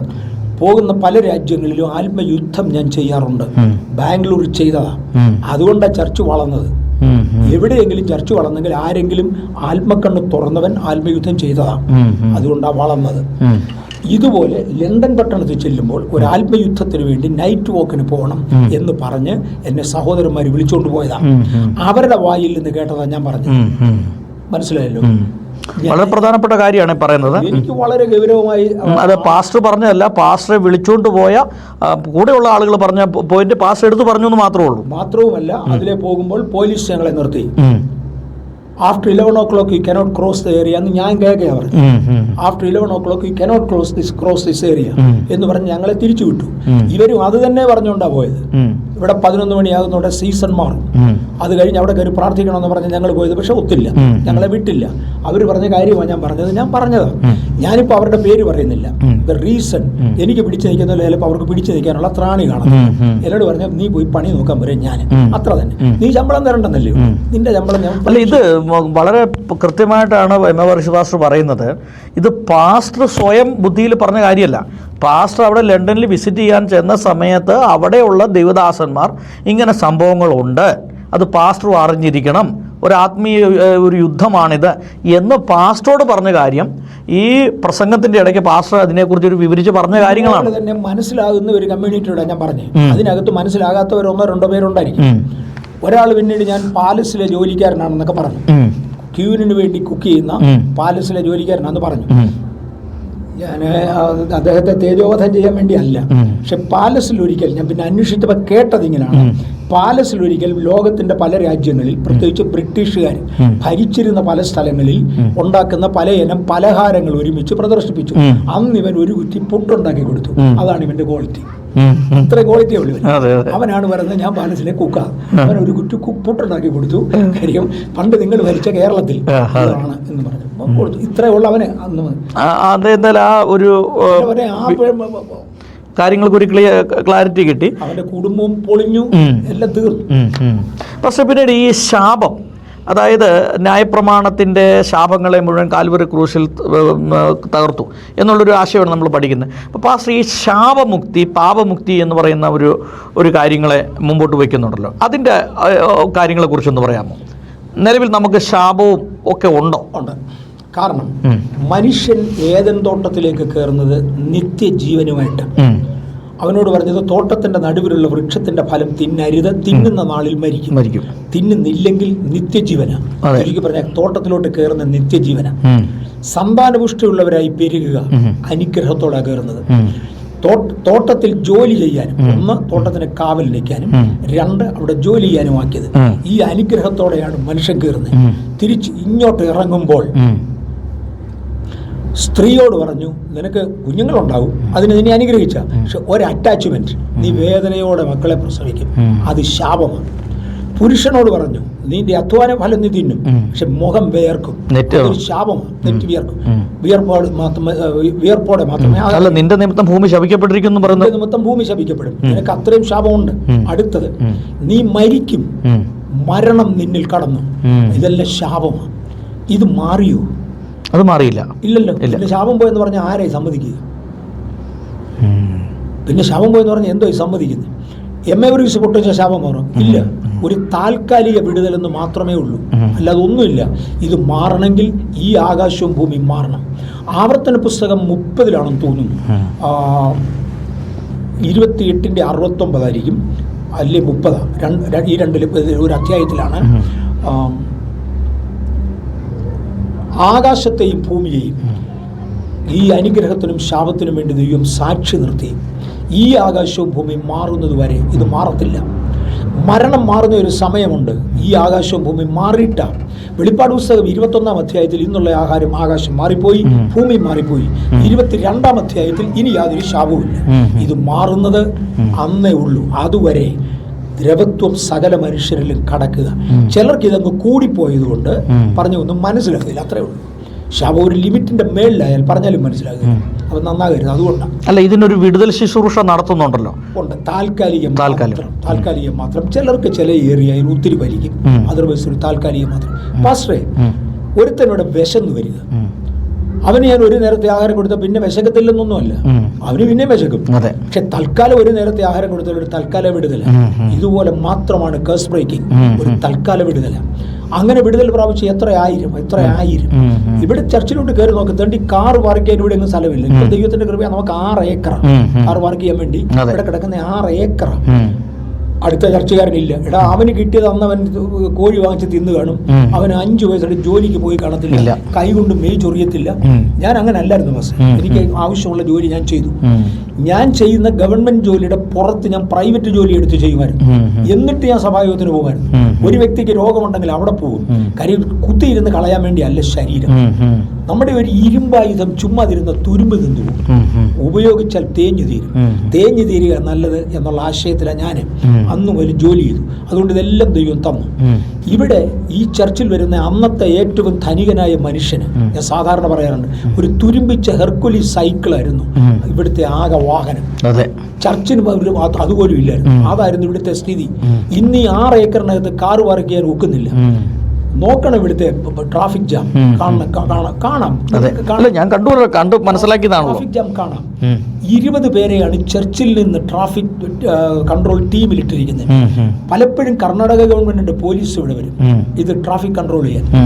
ഇവിടുത്തെ ന്യൂസ് പേപ്പറിനകത്ത് പോലീസ് കൊടുക്കുന്ന റിപ്പോർട്ട്, ബഥേലേജി ചർച്ചിൽ നിന്ന് ഇത്ര കിലോമീറ്റർ അങ്ങോട്ട്, ബഥേലേജി ചർച്ചിൽ നിന്ന് ഇത്ര ഇങ്ങോട്ട് ഇന്ന് ട്രാഫിക് ജാമാണ്. ഇവിടെ എല്ലാവരും കൂടി പോലീസിന്റെ പുറകെയാണ്, ദയവ് ഇത് ഇടരുത്. കാര്യം നമ്മുടെ ചർച്ച അല്ല ഇതിന് റെഫറൻസ് എടുക്കേണ്ടത്. കാര്യം ഇവിടെ വേറെ എന്തെങ്കിലും ഒരു ഘടകം നിങ്ങൾ കാണില്ല, ഇത് പറയാതിരിക്കുക. കാര്യം ഈ വേണ്ടാതീനം കാണിക്കുന്ന നമുക്കെല്ലാം മനപ്രയാസമാകും. എന്തിന് നമ്മളവരെ ബുദ്ധിമുട്ടിക്കാൻ പോകുന്നത്? ദൈവസഭ വളർന്നാൽ ഒരു വിഭാഗം ആളുകൾക്ക് ഭയങ്കര വൈരാഗ്യമാണ്. ഇവിടുത്തെ സിനിമ തിയേറ്ററിന്റെ മുമ്പിൽ ക്രൗഡ് ഉണ്ടെന്ന് പറഞ്ഞാൽ അവർക്ക് ഒരു കുഴപ്പമില്ല. ഇവിടുത്തെ സിനിമയുടെ ടിക്കറ്റ് കുറയ്ക്കാൻ ആരും പറഞ്ഞിട്ടില്ല. അവിടെ ക്യാഷ് കൗണ്ടിങ് മെഷീൻ ഉണ്ട്, അതുകൊണ്ട് അതെടുത്ത് കളയണമെന്ന് ആരും പറഞ്ഞില്ല. ഇവിടെ മത്തിക്കച്ചവടക്കാരന്റെ കയ്യിലും പേരയ്ക്ക വിൽക്കുന്നവരുടെ കയ്യിലും ഇന്ന് ഇലക്ട്രോണിക് എക്യുപ്മെന്റ്സ് ഉണ്ട്. അത്രയും പോലും ഇവനൊന്നും വളർന്നില്ല. What is this? ഇവരെ ഞാൻ പാസ്റ്റർ എന്ന് വിളിക്കണമെന്ന്, ഇവരെ ആത്മീയരെന്ന് വിളിക്കണം, എനിക്ക് അങ്ങോട്ട് തീരെ മനസ്സിലാകും. അല്ല, പാസ്റ്ററെ സംബന്ധിച്ച് പാസ്റ്റർ 66 രാജ്യങ്ങളിലൊക്കെ പോയി പല ചർച്ചകൾ കണ്ടു, മനസ്സിലാക്കി, പല ദൈവദാസന്മാരുമായിട്ട് സംസാരിക്കുകയൊക്കെ ചെയ്തതിൻ്റെ ഒരു വ്യത്യാസമുണ്ട്. പക്ഷേ ഈ വിമർശിക്കുന്ന ആളുകളെ സംബന്ധിച്ചെന്ന് പറഞ്ഞാൽ അവിടെ തന്നെ താമസിക്കുന്നവരാണ്. അതാണ് ഒരു വളർച്ചയ്ക്ക് വേണ്ടി അവർക്ക് നട്ടപ്പോഴും ഒരു കൊട്ട, പറിച്ചപ്പോഴും ഒരു കൊട്ട എന്ന് പറഞ്ഞ ഒരു അവസ്ഥയിൽ അവർക്കൊരു വളർച്ചയില്ല. പാസ്റ്ററുടെ ഒരു മെസ്സേജ് ഞാൻ കേട്ടായിരുന്നു, അപ്പനും അമ്മയും 2 മക്കളുമായി ആരാധിക്കുന്നു. എന്റെ പാസ്റ്റർ അങ്ങനത്തെ സഭ ഇവിടെ ഉണ്ട്. മക്കൾ ഇഞ്ഞു പോരും, അപ്പനും അമ്മയും തന്നെ ഇരുന്ന് ആരാധിക്കുക. അവർ തന്നെ 2 പേരും മക്കൾ ഇഞ്ഞു പോരും. അല്ല, ഞാൻ കേരളത്തിലെ ഒരു സാഹചര്യം ഞാൻ പറഞ്ഞതാണ്. അവിടെ 50,000-ലധികം പാസ്റ്റേഴ്സ് ഉണ്ട്. പക്ഷേ ഒരു സഭയിൽ 5 പേര്, 4 പേര്, 3 പേരൊക്കെ ഉള്ളൂ. അതിൽ അപ്പനും അമ്മയും മക്കളും മാത്രമാണ് ഉള്ളത്. അതാണ് ഞാൻ പറഞ്ഞത്. അതുകൊണ്ട് വളർച്ചയില്ല, റിസൾട്ട് ഇല്ല എന്നുള്ളതാണ് പ്രധാനമായിട്ട്. സഭാ ശുശ്രൂഷയ്ക്ക് വേണ്ടി ദൈവം വിളിച്ചതാണോ? പാസ്റ്റർ യശ്വന്തകുമാർ എന്ന് പറയുന്ന ഒരാൾ ഇവിടെ ഉണ്ടായിരുന്നു. അദ്ദേഹം നിത്യതയിൽ ചേർക്കപ്പെട്ടു. യശ്വന്തകുമാറിനെ ഇവിടുത്തെ ഒരു അപ്പോസ്തലനായിട്ടാണ് ഞാൻ കണ്ടിരുന്നത്. എനിക്ക് അദ്ദേഹത്തെ ആ ബഹുമാനമുണ്ട് ഇന്നും. അദ്ദേഹത്തിൻ്റെ അടുക്കൽ ആരെങ്കിലും ചെന്ന് പക്ഷേ ഞാൻ ഇത്ര ദിവസം ഉപസിക്കുകയാണ്, പ്രാർത്ഥിക്കുക, ബാംഗ്ലൂർ പട്ടണത്തിലൊരു വേല ചെയ്യാൻ ദൈവം എന്നെ വിളിച്ചു എന്ന് അദ്ദേഹത്തോട് പറഞ്ഞാൽ പുള്ളി ഒരു ഇന്റർവ്യൂ ഒക്കെ എടുക്കും. ആ ഇന്റർവ്യൂവിനകത്ത് ഒരുമാതിരിയൊക്കെ ചൊവ്വ പറഞ്ഞാൽ അദ്ദേഹം 1 മാസത്തേക്ക് ആവശ്യമുള്ള സകല ചെലവും, ആഹാരം, അതിനുള്ള ചെലവുകൾ, വസ്ത്രമല്ല, ഒരു വീട് എടുത്തു തരും. സുവിശേഷ വലിയാൻ പറയും. 30ാമത്തെ ദിവസം ചോദിക്കുക എത്ര പേര് സ്നാനപ്പെട്ടു? ദൈവം നിന്നെ അയച്ചതാണ്, ആരെങ്കിലും റിസൾട്ട് കാണണം? ഇല്ല. എന്നാ മോനെ 1 മാസം കൂടെ കണ്ടിന്യൂ ചെയ്യുക, നീ പ്രാർത്ഥിച്ചോളാം. 2ാമത്തെ മാസം റിസൾട്ട് ഇല്ല, വീട്ടിൽ പോകോളാൻ പറയും. ഈ 2 മാസം അയാളുടെ തലയിൽ ചൊറി കൊടുത്ത പൈസ. അത് സുവിശേഷ വിലയുന്നവരെല്ലാം അതാ. 1 മാസം 30 ദിവസം ഒരു ക്ലർക്ക് എൻ്റെ ഓഫീസിൽ ഇരുന്നിട്ട് ഒരു പേപ്പർ എഴുതിയില്ലെന്ന് പറഞ്ഞാൽ എന്നത് ഒരു പേജ് എഴുതിയില്ല. അല്ല, അങ്ങനെയാണെങ്കിൽ പല ആളുകളും നമ്മുടെ കേരളത്തിൽ സഭ പൂട്ടി സുവിശേഷ വേല നിർത്തേണ്ടതായിട്ടുള്ള സാഹചര്യം. റിസൾട്ട് ഇല്ല. പണ്ടേ അതെല്ലാം പൂട്ടിയതാണ്, അവർ വെച്ചുകൊണ്ട് തുറന്നു വെച്ചു. ഓക്കെ പാസ്റ്റർ, ഈ ആഭരണവുമായി ബന്ധപ്പെട്ട് പാസ്റ്ററുടെ ഒരു അഭിപ്രായം എന്താണ്? ഈ ആഭരണ ധാരണം, അതോടൊപ്പം തന്നെ ഞാൻ മനസ്സിലാക്കുന്നത് പാസ്റ്ററുടെ സഭയിൽ വിവാഹ ശുശ്രൂഷയുമായി ബന്ധപ്പെട്ട് വരുന്നവർക്ക് വെള്ള ഡ്രസ്സ് വേണം, അതിൻ്റെതായ കുറേ നിയമങ്ങളൊക്കെ പാസ്റ്റർ വയ്ക്കുന്നുണ്ടല്ലോ. ഇതിൻ്റെയൊക്കെ ഒരു പശ്ചാത്തലം ഒന്ന് പറയാമോ? എൻ്റെ അറിവിൽ വേദപുസ്തകം വായിച്ചിട്ട് ദൈവം മനുഷ്യനെ സൃഷ്ടിക്കുമ്പോൾ ആഭരണം ഇല്ലാതെ സൃഷ്ടിച്ച്, ഓരോന്നും സൃഷ്ടിച്ച ശേഷം നല്ലതെന്ന് കണ്ടു എന്നുണ്ട്. ആഭരണം ഇല്ലാത്ത സ്ത്രീ പുരുഷന്മാരെ സൃഷ്ടിച്ചു വെരി ഗുഡ് എന്നാ പറഞ്ഞു. എല്ലാം ഗുഡാ, പക്ഷെ ആഭരണം ഇല്ലാത്ത സ്ത്രീ പുരുഷന്മാരെ സൃഷ്ടിച്ചു വെരി ഗുഡ് എന്നാ പറഞ്ഞു. യു ആർ നോട്ട് ഗുഡ് എന്ന് പറയാൻ നമ്മൾ ദൈവത്തെക്കാൾ മേളിലല്ലല്ലോ. അല്ലെങ്കിൽ യു ഹാവ് ടു അക്സെപ്റ്റ് ആഭരണം ഇല്ലാത്ത നല്ലതാണ്. ദൈവം സൃഷ്ടിച്ചപ്പോൾ ആഭരണം ഇല്ല. മാത്രമല്ല, ഇത് ആഭരണങ്ങൾ ആവശ്യമാണ് ദൈവത്തിന് തോന്നിയിരുന്നെങ്കിൽ ഈ 6000 വർഷത്തിനകം ആഭരണത്തോടുകൂടെ ജനിച്ച ഒരു 10 പേരും വന്നേനെ. ഇതുവരെയും വന്നിട്ടില്ല. അതിൻ്റെ അർത്ഥം ആഭരണം ദൈവത്താൽ വന്നതല്ല. പിന്നെ അല്പം കൂടെ പഠിക്കാൻ ദൈവം കൃപ തന്നു. ദൈവം കൃപ തന്നതോടുകൂടെ ഞാൻ ആ മെത്തേഡ് ഒന്നും പറയുന്നില്ല. ചാവുകട ലിഖിതങ്ങൾക്കകത്താണ് ഞാൻ അതിൻ്റെ കൂടുതൽ രേഖകൾ കണ്ടെടുത്തോളം പൈശാചിക ശക്തികൾ മനുഷ്യനെ ആക്രമിക്കാൻ വേണ്ടി അവർ ദൈവത്തിന്റെ സാദൃശ്യത്തിൽ നിന്നും സ്വരൂപത്തിൽ നിന്നും മനുഷ്യനെ മാറ്റാൻ വേണ്ടി ധരിപ്പിച്ചതാണ് ആഭരണം എന്ന് എനിക്ക് ബോധ്യമായി. ഇനി വിവാഹ സമയത്ത് ഞാൻ അനുവദിക്കാത്തതിന്റെ കാരണം, വെളിപ്പാട് പുസ്തകം 2 സ്ത്രീകളെ കുറിച്ച് പറയുന്നുണ്ട്. ഒന്ന് യേശുക്രിസ്തുവിന്റെ മണവാട്ടിയായ കന്യക, അവൾ ശുഭ്രവസ്ത്രധാരിയായിട്ടാണ് വരുന്നത്, യേശുവിന്റെ അടുക്ക വരുന്നത്. എതിർ ക്രിസ്തുവിന്റെ മണവാട്ടി ആഭരണങ്ങളും വെള്ളിയും പൊന്നും കളർ വസ്ത്രങ്ങളും ധരിച്ച അവൾ വരുന്നത്. ഞാൻ നടത്തുന്ന വിവാഹം യേശുവിന്റെ വിവാഹത്തെ ചിത്രീകരിക്കുന്നതാണോ എതിർ ക്രിസ്തുവിന്റെ വിവാഹത്തെ ചിത്രീകരിക്കുന്നതാണോ?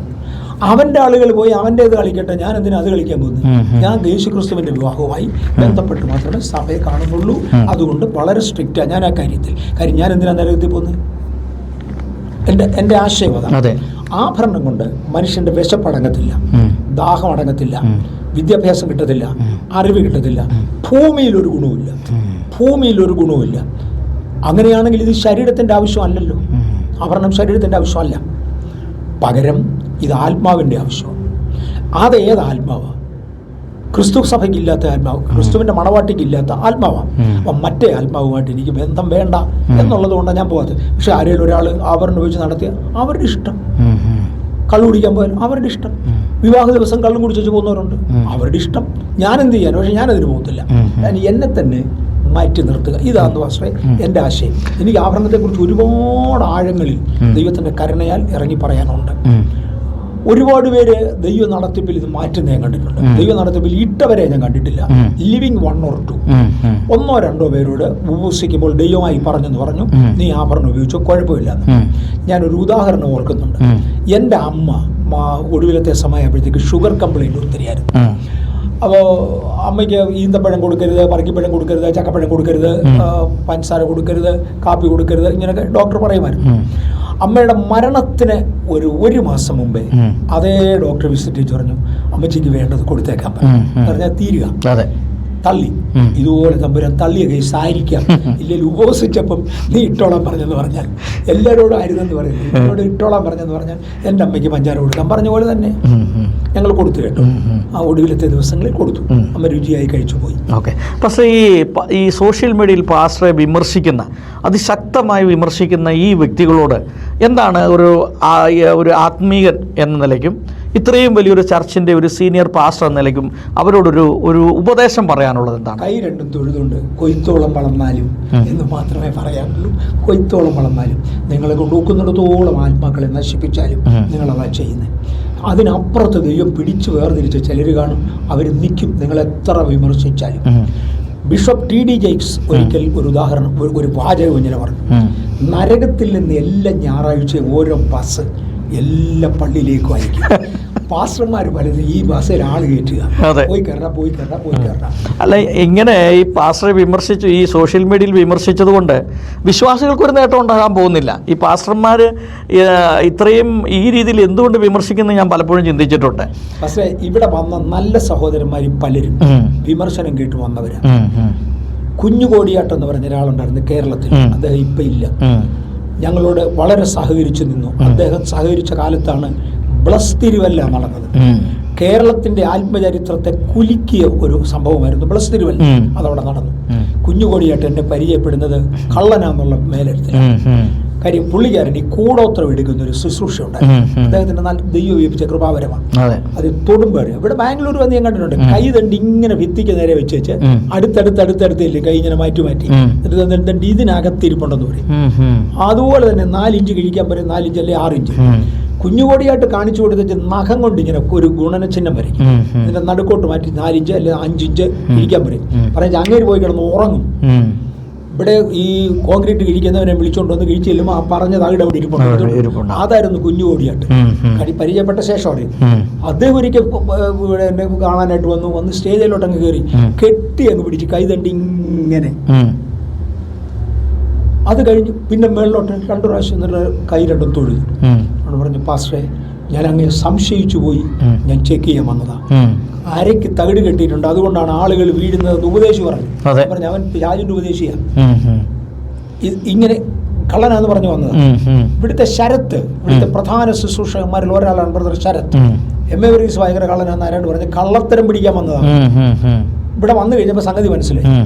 അങ്ങനെ പറഞ്ഞു, വരാനുള്ളവൻ വരും, പോകാനുള്ളവൻ പോവും. അത് നിത്യതയ്ക്ക് വേണ്ടി ദൈവം കണ്ടതൊന്നും പോകത്തില്ല.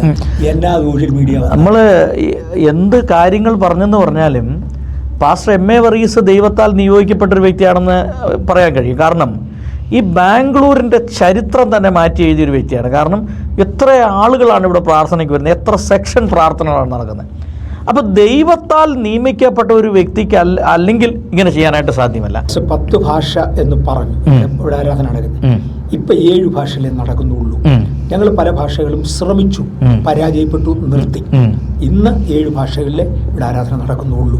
ഞാനൊരു കറക്ഷൻ പറഞ്ഞെന്നുള്ളത് പരസ്യമായിട്ട്. ഓക്കെ. ഇനി എന്താണ് പാസ്റ്ററെ അടുത്ത ഫ്യൂച്ചർ പദ്ധതികളൊക്കെ എന്തൊക്കെയാണ്? പക്ഷെ അന്നന്ന് നടക്കേണ്ട വഴി ദൈവം നടത്തും. നാളത്തെ വഴി എനിക്കറിയത്തില്ല. കർത്താവ് പറയുന്ന പോലെ പോവുക. എൻ്റെ ആഗ്രഹം ഇവിടെ ഒരു പെർമനന്റ് ബിൽഡിംഗ് വേണം. ഇത് AC ബിൽഡിംഗ് ആണെന്നൊക്കെ പറഞ്ഞുകൊണ്ടൊക്കെ ചുമ്മാ ഈ സോഷ്യൽ മീഡിയ പറയുന്നവർ വായി തോന്നിയത് കോതയ്ക്ക് മാറ്റുന്നത്. അപ്പം അങ്ങനെ ഒത്തിരി കോതമാരുണ്ട്. അങ്ങനെയൊക്കെ പറഞ്ഞത് നമുക്കൊരു പെർമനന്റ് ബിൽഡിംഗ് ഇതുവരെ ഇല്ല. നിങ്ങൾക്ക് കാണാം. ദൈവത്തിന്റെ കൃപയാൽ ആൾ കൂടാൻ സൗകര്യമുണ്ട്. കിട്ടിയ ഫെസിലിറ്റി മൊത്തം നമ്മൾ ഉപയോഗിച്ചു, സത്യമാണ്. ഇതുപോലുള്ള പല ബിൽഡിംഗ് നമുക്കുണ്ട് അവിടെ ഇവിടെയോ. പക്ഷെ ഒരു പെർമനന്റ് ബിൽഡിംഗ് ഇതുവരെ ഇല്ല. ഒരു പെർമനന്റ് ബിൽഡിംഗ് വെക്കണം.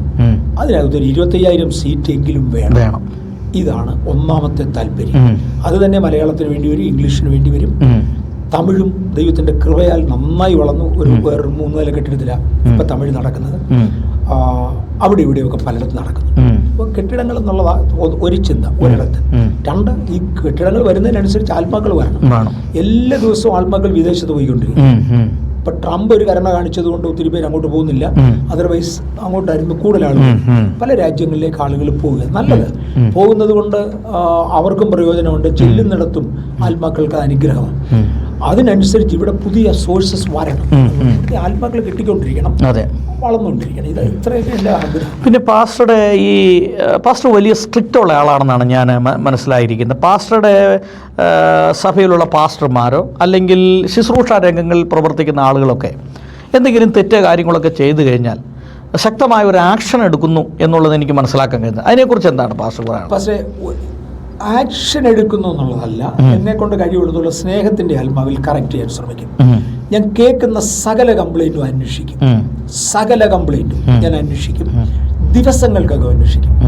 സത്യമാണെന്ന് കണ്ടാൽ ഞാൻ അവരോട് വളരെ വ്യക്തമായി ഈവൻ എഴുതി കൊടുത്തിട്ടുണ്ട്, ആളുകൾ ടൈപ്പ് ചെയ്ത് പ്രിന്റ് ഔട്ട് എടുത്ത് കൊടുത്തിട്ടുണ്ട്. ബ്രദർ, ഇന്ന ഏരിയ കറക്റ്റ് ചെയ്തേ പറ്റൂ, പറയേണ്ടത് പറഞ്ഞു കൊടുക്കും. എൻ്റെ കൂടെ ഉണ്ടായിരുന്ന ഒരു ഉപദേശിയും, ഞാനൊരു ഉദാഹരണം, ഒരു കോമൺ ഉദാഹരണം. ഈ പുള്ളി റെഡ് സിഗ്നലിൽ നിർത്തത്തില്ല, അങ്ങ് അടിച്ചു പോകും. 2-3 പ്രാവശ്യം ഞാൻ പറഞ്ഞു, ബ്രദറെ റെഡ് സിഗ്നൽ ക്രോസ് ചെയ്യാൻ പാടില്ല. അത് പുള്ളി പറയുന്നത് രാത്രി 11 മണി കഴിഞ്ഞാൽ 12 മണി കഴിഞ്ഞാൽ രാവിലെ 7 മണി വരെ അത് ഓതറൈസ്ഡ്. ഞാൻ പറഞ്ഞ സാധാരണക്കാരൻ ഓതറൈസ്ഡാണ്. You are a child of God, നമുക്കൊക്കത്തില്ല, പറ്റില്ല. അതുപോലെ തന്നെ എവിടെയെങ്കിലും വണ്ടി ഉണ്ടെന്നാൽ ഗേറ്റിന്റെ മുന്നേ കൊണ്ടുവെക്കുക. അവർ ഗുണദോഷിച്ച് നോക്കിയിട്ടുണ്ട്. ഗുണദോഷിച്ചിട്ട് നന്നാകാത്തവരോട് ഞാൻ പറയും, നിന്റെ കൂടെ ഞാൻ വരുന്നില്ല, നീ തന്നെ പോയിട്ട് വാ, ഞാൻ വരുന്നില്ല, എന്നെ കിട്ടത്തില്ല. കാര്യം അത് എത്രയും കൂടെ നമ്മൾ മാതൃകയായിരിക്കണം. വസ്ത്രധാരണം, യോഗ്യമായ വസ്ത്രം ധരിക്കണം, സംസാരം, യോഗ്യമായ ഭാഷ ഉപയോഗിക്കണം. ഇത് ഞാൻ പറയാറുണ്ട്. അല്ലാതെ എനിക്ക് അങ്ങനെ സ്ട്രിക്ട്നെസ് എന്ന് പറയാൻ ഒന്നുമില്ല. പക്ഷെങ്കിൽ ഒരാൾ തെറ്റിലെ നീക്കിയുള്ളൂ എന്ന് പറഞ്ഞാൽ ഞാൻ അടുക്കത്തില്ല എന്നുള്ളത് ഉറപ്പാണ്. അത്ര. ഓക്കെ പാസ്റ്റർ, അവസാനമായിട്ട് ഒരു ചോദ്യം കൂടെ. ഒരു സുവിശേഷകൻ, പാസ്റ്ററുടെ ജീവിതത്തിൽ ഇത്രയും അനുഭവം വെച്ച് ഒരു സുവിശേഷകൻ എങ്ങനെ ആയിരിക്കണം? പാസ്റ്ററുടെ ജീവിതാനുഭവവുമായി ബന്ധപ്പെട്ട് അതോടൊപ്പം തന്നെ ഈ സുവിശേഷകർക്ക് കൊടുക്കാനുള്ള ഒരു സന്ദേശം എന്താണ്? പക്ഷേ സത്യമായിട്ട് എനിക്ക് അറിയത്തില്ല. കാര്യം വ്യത്യസ്ത വ്യക്തികളെ കർത്താവ് വിളിച്ച് വ്യത്യസ്ത ഏരിയയിൽ സുവിശേഷം അറിയിക്കാനാണ്. അതാത് ഏരിയയ്ക്ക് ആവശ്യമുള്ള ഇൻസ്ട്രക്ഷൻ ദൈവം അദ്ദേഹത്തിന് കൊടുക്കും. നൂറ്റാണ്ടുകൾക്ക് മുമ്പ് വിളിച്ച ഒരു സുവിശേഷകന്റെ അനുഭവമല്ല ഇന്ന്. ബാംഗ്ലൂരിലേക്ക് വിളിച്ചിരിക്കുന്ന ഒരാളുടെ അനുഭവം അല്ല ഇവിടുന്ന് 40 കിലോമീറ്റർ ഉള്ളിലോട്ട് മാറിയാൽ. സോ ദൈവം അതാത് സാഹചര്യങ്ങളിലൊക്കെ ഉള്ളത് കൊടുക്കും. എന്നാൽ പൊതുവെ സുവിശേഷം കൊണ്ട് ഉപജീവനം കഴിക്കണം എന്നൊരു ചിന്ത പാടില്ല. സുവിശേഷം കൊണ്ട് ഉപജീവനം കഴിക്കത്തക്കവണ്ണം അഡ്മിനിസ്ട്രേഷൻ ഉള്ളവർ ശ്രദ്ധിക്കണം. പക്ഷേ സുവിശേഷകന്റെ താല്പര്യം അതല്ല, ഞാൻ അങ്ങോട്ട് സെർവ് ചെയ്യണം, ഞാൻ അങ്ങനെ ആയിരുന്നു. 2, എൻ്റെ ഡ്രസ് കോഡും എൻ്റെ ജീവിത അനുഭവങ്ങളും സഭയിലുള്ള സാധാരണക്കാരനോട് മാച്ചിങ് ആയിരിക്കണം. സഭയിലുള്ള സാധാരണക്കാരൻ്റെ മേളിൽ പോകരുത്. അങ്ങനെ വരുമ്പോൾ ഞാൻ അവരുടെ മാനേജരെ പോലിരിക്കും, ഞാൻ അവരുടെ സേവകനെ പോലിരിക്കത്തില്ല. പിന്നെ റിസൾട്ട് ഉണ്ടേലേ പറ്റൂ, അത്രേ ഉള്ളൂ. പക്ഷെ ചില ദിവസങ്ങളിൽ ഞാൻ പ്രസംഗിക്കുന്ന ഒരു മെസ്സേജ് വേണ്ട ഷാർപ്പ്നെസ് ആ മെസ്സേജിന് ഇല്ലെന്ന് തോന്നിയാൽ ഒരാഴ്ചയൊക്കെ ഞാൻ കരഞ്ഞിട്ടുണ്ട്. കർത്താവേ സോറി, പറ്റിപ്പോയി, ഇന്നത്തെ എൻ്റെ മെസ്സേജ് അങ്ങോട്ട് ഇഫക്റ്റ് ആയില്ല, അതിൻ്റെ റിസൾട്ട് കിട്ടിയില്ല, എനിക്കത് തന്നേ പറ്റൂ. അതുപോലെ ഞാനിരുന്ന് പ്രാർത്ഥിക്കും. ഒരു ദിവസം ഒരു പ്രൊഡക്ഷനിൽ, ഞാൻ ഒരു പ്രൊഡക്ഷൻ മാനേജറായിരുന്നു. ഒരു ദിവസം പ്രൊഡക്ഷനിൽ ഒന്നും ഇല്ലാതെ വന്നെന്ന് പറഞ്ഞാൽ പിന്നെ മാനേജറെ എന്നെ എടുക്കാൻ കൊള്ളാം, ആ കമ്പനി എന്തെടുക്കാൻ കൊള്ളാം, അതിനകത്ത് ജോലി ചെയ്യുന്ന എല്ലാവരും ബാധ്യസ്ഥരാണ്. പക്ഷെ ആ ലൈനിലുള്ള വ്യക്തി വളരെ സ്പെസിഫിക്കലി ഇതുപോലെ ഇന്നത്തെ പ്രൊഡക്റ്റ് എന്ത്, പ്രൊഡക്ഷൻ എന്ത് എന്ന് ഓരോ ദൈവത്തിലും ചിന്തിച്ചേ പറ്റൂ. പ്രത്യേകിച്ച് സുവിശേഷകന്മാർ അത് ചെയ്തു പോയാൽ നമുക്ക് വിജയമായി പോകും. എല്ലാവരുടെയും വിളി ഒന്നല്ല. സോഷ്യൽ മീഡിയയിൽ പരിശുദ്ധാത്മാവിനെതിരെ ചീത്ത പറയുന്ന കുറച്ച് മലയാളികളെ എനിക്കറിയാം. ഞാൻ ഒരിക്കലും ശ്രദ്ധിക്കാറില്ല. അവരുടെ പടമോ എന്തെങ്കിലും കണ്ടു കഴിഞ്ഞാൽ ഞാൻ ആ ഭാഗം അങ്ങ് സ്കിപ്പ് ചെയ്യും. നല്ലതുണ്ടായിരിക്കാം, ഞാൻ കേൾക്കാൻ പോകത്തില്ല. പക്ഷെ അവരിൽ ചിലർ ഇന്ന് മറ്റു മതസ്ഥരോട് സംസാരിക്കാൻ, ചരിത്രം പൊക്കിയെടുത്ത് കാര്യങ്ങൾ തെളിയിക്കാൻ ഭയങ്കര പ്രഗത്ഭര. എനിക്ക് മനസ്സിലായി അവരുടെ വിളി അതാ. അവരുടെ വിളിയിൽ അവർ നിൽക്കാതെ കൊണ്ടാണ് ഈ പരിശുദ്ധാത്മാവിനെ ചീത്ത പറയാൻ പോകുന്നത്, അല്ലെങ്കിൽ ആത്മീയനെ ചീത്ത പറയാൻ പോകുന്നത്. അവരുടെ വിളി മറ്റേതാ, അവർക്ക് ആ വിളിയുണ്ട്, എനിക്കതില്ല, ഞാനതിന് പോകുന്നില്ല. അവനവൻ്റെ വിളി തിരിച്ചറിയുക, അതാണ് ഏറ്റവും പ്രധാനം. ആ വിളിയില്ലാത്തവൻ അതിന് പോകരുത്. ആ വിളിയുള്ളിടത്ത് പോയാൽ നമ്മളെല്ലാം വിജയമാണ് പാസ്റ്ററെ. ഓക്കെ പാസ്റ്ററെ, പാസ്റ്ററുടെ ഈ ജീവിത വിജയത്തിൽ നമ്മൾ ഓർത്തെടുക്കുന്ന ചില മുഖങ്ങളുണ്ട്. ചിലപ്പോൾ നമ്മുടെ അധ്യാപകരായിരിക്കാം, അല്ലെങ്കിൽ നമ്മുടെ ഏറ്റവും നിസ്സാരമായ സാഹചര്യം നമ്മളെ ഹെൽപ്പ് ചെയ്തവരായിരിക്കാം, നമ്മുടെ വിഷമഘട്ടങ്ങൾ നമ്മളെ സഹായിച്ചവരായിരിക്കാം. എന്ന് പറഞ്ഞാൽ ടോട്ടലി പറയുമ്പോൾ പാസ്റ്ററുടെ ജീവിത വിജയത്തിൽ പാസ്റ്ററെ ഓർത്തെടുക്കുന്ന ചില മുഖങ്ങളെക്കുറിച്ചൊന്ന് പറയാമോ? ഒന്നാമത്തേത്, എന്നെ ഹൈസ്കൂളിൽ മലയാളം പഠിപ്പിച്ച നാരായണൻ നായർ സാർ. അതെ, KR നാരായണൻ നായർ എന്നായിരുന്നു പേര്. പിന്നെ ഒരു പ്രസിഡന്റും ആ പേര് വന്നിട്ടുണ്ട്. ഇത് എന്നെ മലയാളം പഠിപ്പിച്ച സാറ്. സാറ് കോട്ടയം സ്വദേശിയായിരുന്നു. അദ്ദേഹം പുതുശ്ശേരി എന്ന് പറയുന്ന എൻ്റെ സ്കൂളിൽ വന്ന പഠിപ്പിച്ച്. ഞാൻ സ്നാനപ്പെട്ട കുറ്റത്തിന് അവിടെയുള്ള അധ്യാപകരിൽ പലരും അച്ഛന്മാരും അവരുടെ ബിസ്കി അമ്മമാരും ഒക്കെ ആയിരുന്നു. യാക്കോബയ മാനേജ്മെന്റ് സ്കൂളാണ്. അവരെന്നെ അടിക്കാത്ത ഒരൊറ്റ ദിവസവും ഇല്ല, പിള്ളേരെല്ലാം കൂടെ കൂക്ക് വിളിക്കാത്ത ദിവസമില്ല. അന്ന് നാരായണൻ നായർ സാർ 1 or 2 പ്രാവശ്യം എന്നെ ഒറ്റയ്ക്ക് സ്റ്റാഫ് റൂമിൽ വിളിച്ചുകൊണ്ട് പോയി. എന്നിട്ട് എന്നോട് പറഞ്ഞു, എം എ വർഗീസേ, എടാ ഈ ഗ്രാമക്കാർക്ക് പെന്തക്കോസ്തുകാരെ കുറിച്ച് അറിയില്ല, അതുകൊണ്ടാണ് ഇവർ ഇതിനെ ഉപദ്രവിക്കുന്നത്. ഞാൻ കോട്ടയത്തുനിന്ന് വരുന്നയാളാണ്, അവിടെ പെന്തക്കോസ്തുകാർ പലരുണ്ട്. എടാ നശിച്ചു കിടന്ന പലരും ഈ പെന്തക്കോസ് വന്ന് നന്നായത് ഞാൻ കണ്ടിട്ടുണ്ട്. തിരിച്ചു പോയതിൽ ഒരെണ്ണത്തിന് ഗുണം പിടിച്ച് കണ്ടിട്ടില്ല. ഇവരെ എന്നാ കളിയാക്കിയാലും നീ തിരിച്ചു പോകല്ലേ കേട്ടോ, പിടിച്ചു നിൽക്കണം. സാറിൻ്റെ മുഖം എനിക്ക് ഓർമ്മയുണ്ട്. ഇന്ത്യൻ എയർഫോഴ്സിൽ ഞാൻ ആയിരുന്നപ്പോൾ എന്നെ എഞ്ചിനീയറിംഗ് ഡ്രോയിങ് പഠിപ്പിക്കാൻ വേണ്ടി 2 പേരുണ്ടായിരുന്നു. അതിൽ എൻ്റെ ഒരു ഓഫീസറായിരുന്നു. അദ്ദേഹം 1 മണിക്കൂർ എനിക്ക് ഗ്യാപ്പ് തരുമായിരുന്നു എൻ്റെ വർക്കിംഗ് അവേഴ്സിൽ. ഉച്ച കഴിഞ്ഞാൽ വന്ന് 1 മണിക്കൂർ ജോലി ചെയ്യാൻ അദ്ദേഹം പറയും, 1 അല്ല 2 മണിക്കൂർ ചെയ്യും. ആ 1 മണിക്കൂറിൽ അദ്ദേഹം എനിക്ക് കണക്കും എഞ്ചിനീയറിംഗ് ഡ്രോയിങ്ങും പറഞ്ഞു തരുമായിരുന്നു. അദ്ദേഹം അതിനകത്ത് വളരെ സ്മാർട്ടായിരുന്നു. 1 മുട്ട 1 ചായ അദ്ദേഹം എനിക്ക് വാങ്ങിച്ചു തരുമായിരുന്നു. 1 ബുൾസെ തിന്ന് അങ്ങനെ ഒരു ചായയും കുടിച്ച് സാറിൻ്റെ ക്ലാസ്സിലിരുന്ന് പഠിച്ചത് എനിക്ക് ഓർമ്മയുണ്ട്, മറക്കാനൊക്കത്തില്ല. ആത്മലോകത്തിൽ എന്നെ കൈപിടിച്ച് നടത്തിയ ഒരുപാട് പേരുണ്ട്. പി എം ഫിലിപ്പ് സാറാണ് എന്നെ സ്നാനപ്പെടുത്തിയത്. കെ ഇ എബ്രഹാം സാറാണ് എനിക്ക് ആദ്യത്തെ ഉപദേശങ്ങൾ പറഞ്ഞു തന്നത്. എനിക്ക് നല്ല ഓർമ്മയാണ്. എന്നെ ആത്മലോകത്തിൽ വളർത്തിയവര് ഷാരോന്റെ എൻ്റെ തോമച്ചാന പി ജെ തോമച്ചാൻ്റെ സ്നേഹ അഡ്വൈസുകൾ എനിക്ക് ഓർമ്മയുണ്ട്. പക്ഷെ ഇങ്ങനെ പലരെയും ഓർമ്മയുണ്ട്. റോൺ ചാൾസ്, വലിയ ആളാണ് റോൺ ചാൾസ്, UNOയുടെ എക്സ്കവേഷൻ വിങ്ങിന്റെ ചെയർമാന്. ഒരു ദിവസം വന്നേച്ചു പറഞ്ഞു, എനിക്ക് നിങ്ങളുടെ വീട്ടിൽ 1 ആഴ്ച താമസിക്കണം. ഇങ്ങോട്ട് പറയുക. അദ്ദേഹം താമസിച്ചു. എന്തും വേണ്ടി ഇൻഫർമേഷനെ പറഞ്ഞെന്നറിയാം. UNOയുടെ എക്സ്കവേഷൻ വിങ്ങിന്റെ ചെയർമാന് ആ മനുഷ്യൻ അറിയാൻ വയ്യാത്ത ഇൻഫർമേഷൻ ഇല്ല. എന്തും വേണ്ടി ഇൻഫർമേഷൻ, ബൈബിൾ സ്റ്റോറീസ് പലതും അതിന്റെ പുറകിലുള്ളത് പലതും പറഞ്ഞു തന്ന അദ്ദേഹം എനിക്ക് ഓർമ്മയുണ്ട്. റോജർ ഹോസ്മ ഗുജറാത്തിലെ അപ്പോസ്തലനാണ് വിളിക്കുന്നത്. അദ്ദേഹത്തിന്റെ ഗുജറാത്ത് കൺവെൻഷൻ സ്നാനപ്പെട്ടത് 1,1,4,00,000 മുക്കാലോ 1,4 ഞാൻ കറക്റ്റ് ഓർക്കുന്നില്ല. 1,00,000 മേളിലാണ് സ്നാനപ്പെട്ടത്. അദ്ദേഹം തന്റെ മരണത്തിന് മുമ്പേ എന്നെ വിളിച്ചു, എനിക്ക് ബാംഗ്ലൂരിലൊന്ന് വരണം, നിങ്ങളുടെ ലീഡേഴ്സിന് വേണ്ടി ഒന്ന് പ്രാർത്ഥിക്കാൻ, ടു ഇമ്പാർട്ട് സംതിങ്, എന്താണ്ടൊന്ന് തരാൻ വേണ്ടി. ഞങ്ങൾ അദ്ദേഹത്തിന് താമസിക്കാൻ ഒരു ഹോട്ടൽ അറേഞ്ച് ചെയ്തു. അന്നേരത്തെ പറഞ്ഞു, ഞങ്ങൾക്ക് ഇവിടെ ഒരു പബ്ലിക് മീറ്റിംഗ് നടത്താൻ ഒക്കത്തില്ല, ഇന്ത്യയുടെ റിസ്ട്രിക്ഷൻ സോ മച്ച്, പക്ഷെ ലീഡേഴ്സ് മീറ്റിംഗ് നടത്താം, സാർ വന്നാട്ടെന്ന് പറഞ്ഞു. ഹോട്ടലിൽ അദ്ദേഹം 2 ദിവസം താമസിച്ചെന്ന് പറഞ്ഞില്ല, നിങ്ങളുടെ കൂടെ താമസിച്ച് ചിലത് ഇമ്പാർട്ട് ചെയ്യാൻ ദൈവം എന്നോട് ആവശ്യപ്പെടുന്നു. അദ്ദേഹം ഞങ്ങളുടെ കൂടെ താമസിച്ചു. ഇന്ത്യയിൽ നിന്ന് പോയി അദ്ദേഹം പിന്നെ ഒരു കൺവെൻഷന് പ്രസംഗിച്ചിട്ടില്ല. ഇവിടുന്ന് എനിക്കൊന്ന് ഇംഗ്ലണ്ടിൽ ചെന്ന് കുറച്ച് ദിവസങ്ങൾ കഴിഞ്ഞു. അവിടുന്ന് അമേരിക്കയിലേക്ക് എത്തിയില്ല, അതിന് മുമ്പേ മരിച്ചു, തീർന്നു. പുള്ളിയുടെ വൈഫ് വിളിച്ചു പറഞ്ഞു, അവരുടെയൊക്കെ ലാസ്റ്റ് ഇവിടെ തന്നു വെച്ചാൽ പോയ വി.എ. തോമസ് വേദപുസ്തകത്തിന്റെ ഫണ്ടമെന്റൽസ് ഇങ്ങോട്ട് കയറി തത്വജ്ഞാനത്തിലേക്ക് വരുന്നത് വരെ വി.എ. തോമസ് എൻ്റെ കൂടെ 4 മാസം താമസിച്ചതാ. കൈ പിടിച്ച് നടത്തിയതിൽ ഒരാളാ. ഇവരെ ഒന്നും മറക്കാനൊക്കത്തില്ല. പാസ്റ്റർ മറു സൈഡിൽ നിന്ന് ചീത്ത പറയുന്നവൻ കാണും, അവനെ ഞാൻ ഒരു ദിവസം കൂടുതൽ ഓർക്കത്തില്ല. ഓക്കെ പാസ്റ്റർ, ഈ ആഗോള ക്രൈസ്തവ സമൂഹത്തിന് എന്തോ ഒരു കമ്മിറ്റിയിലെ അംഗമാണെന്നാണ് ഞാൻ പറഞ്ഞത്. ഏതാണ്ട് 1,00,000 ആളുകളെ സ്നാനപ്പെടുത്തിയ അതെന്താണ് അതിൻ്റെ ഒരു, ഞാൻ ഓർക്കുന്നില്ല, പണ്ട് എന്നോട് പറഞ്ഞതായിട്ട് എനിക്കൊരു ഓർമ്മ വരുന്നുണ്ട്.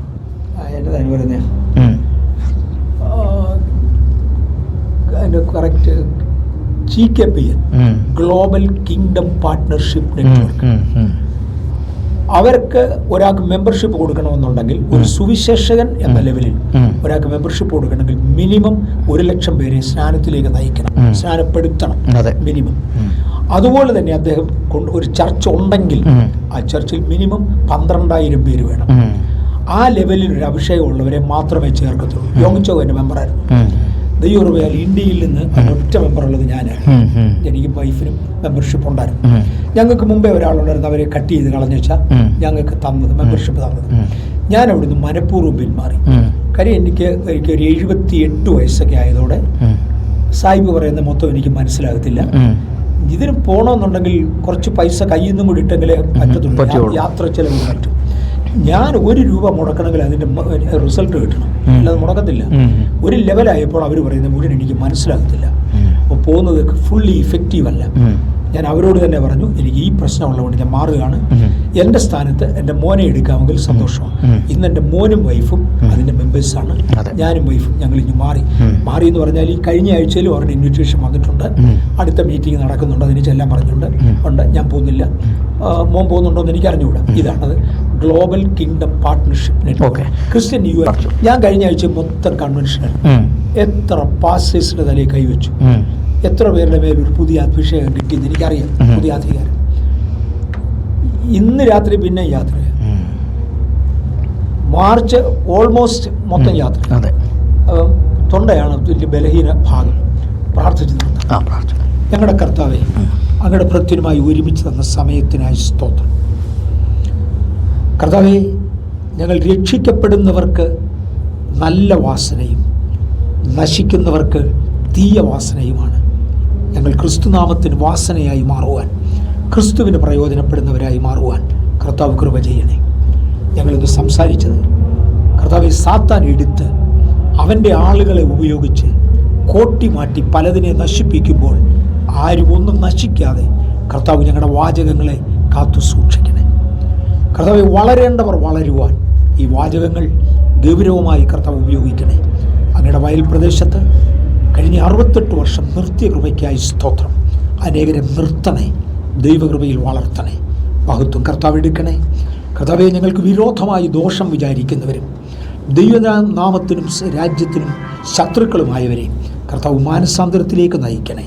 മഹത്വം കർത്താവിനാകട്ടെ, യേശുവിൻ്റെ നാമത്തിൽ തന്നെ.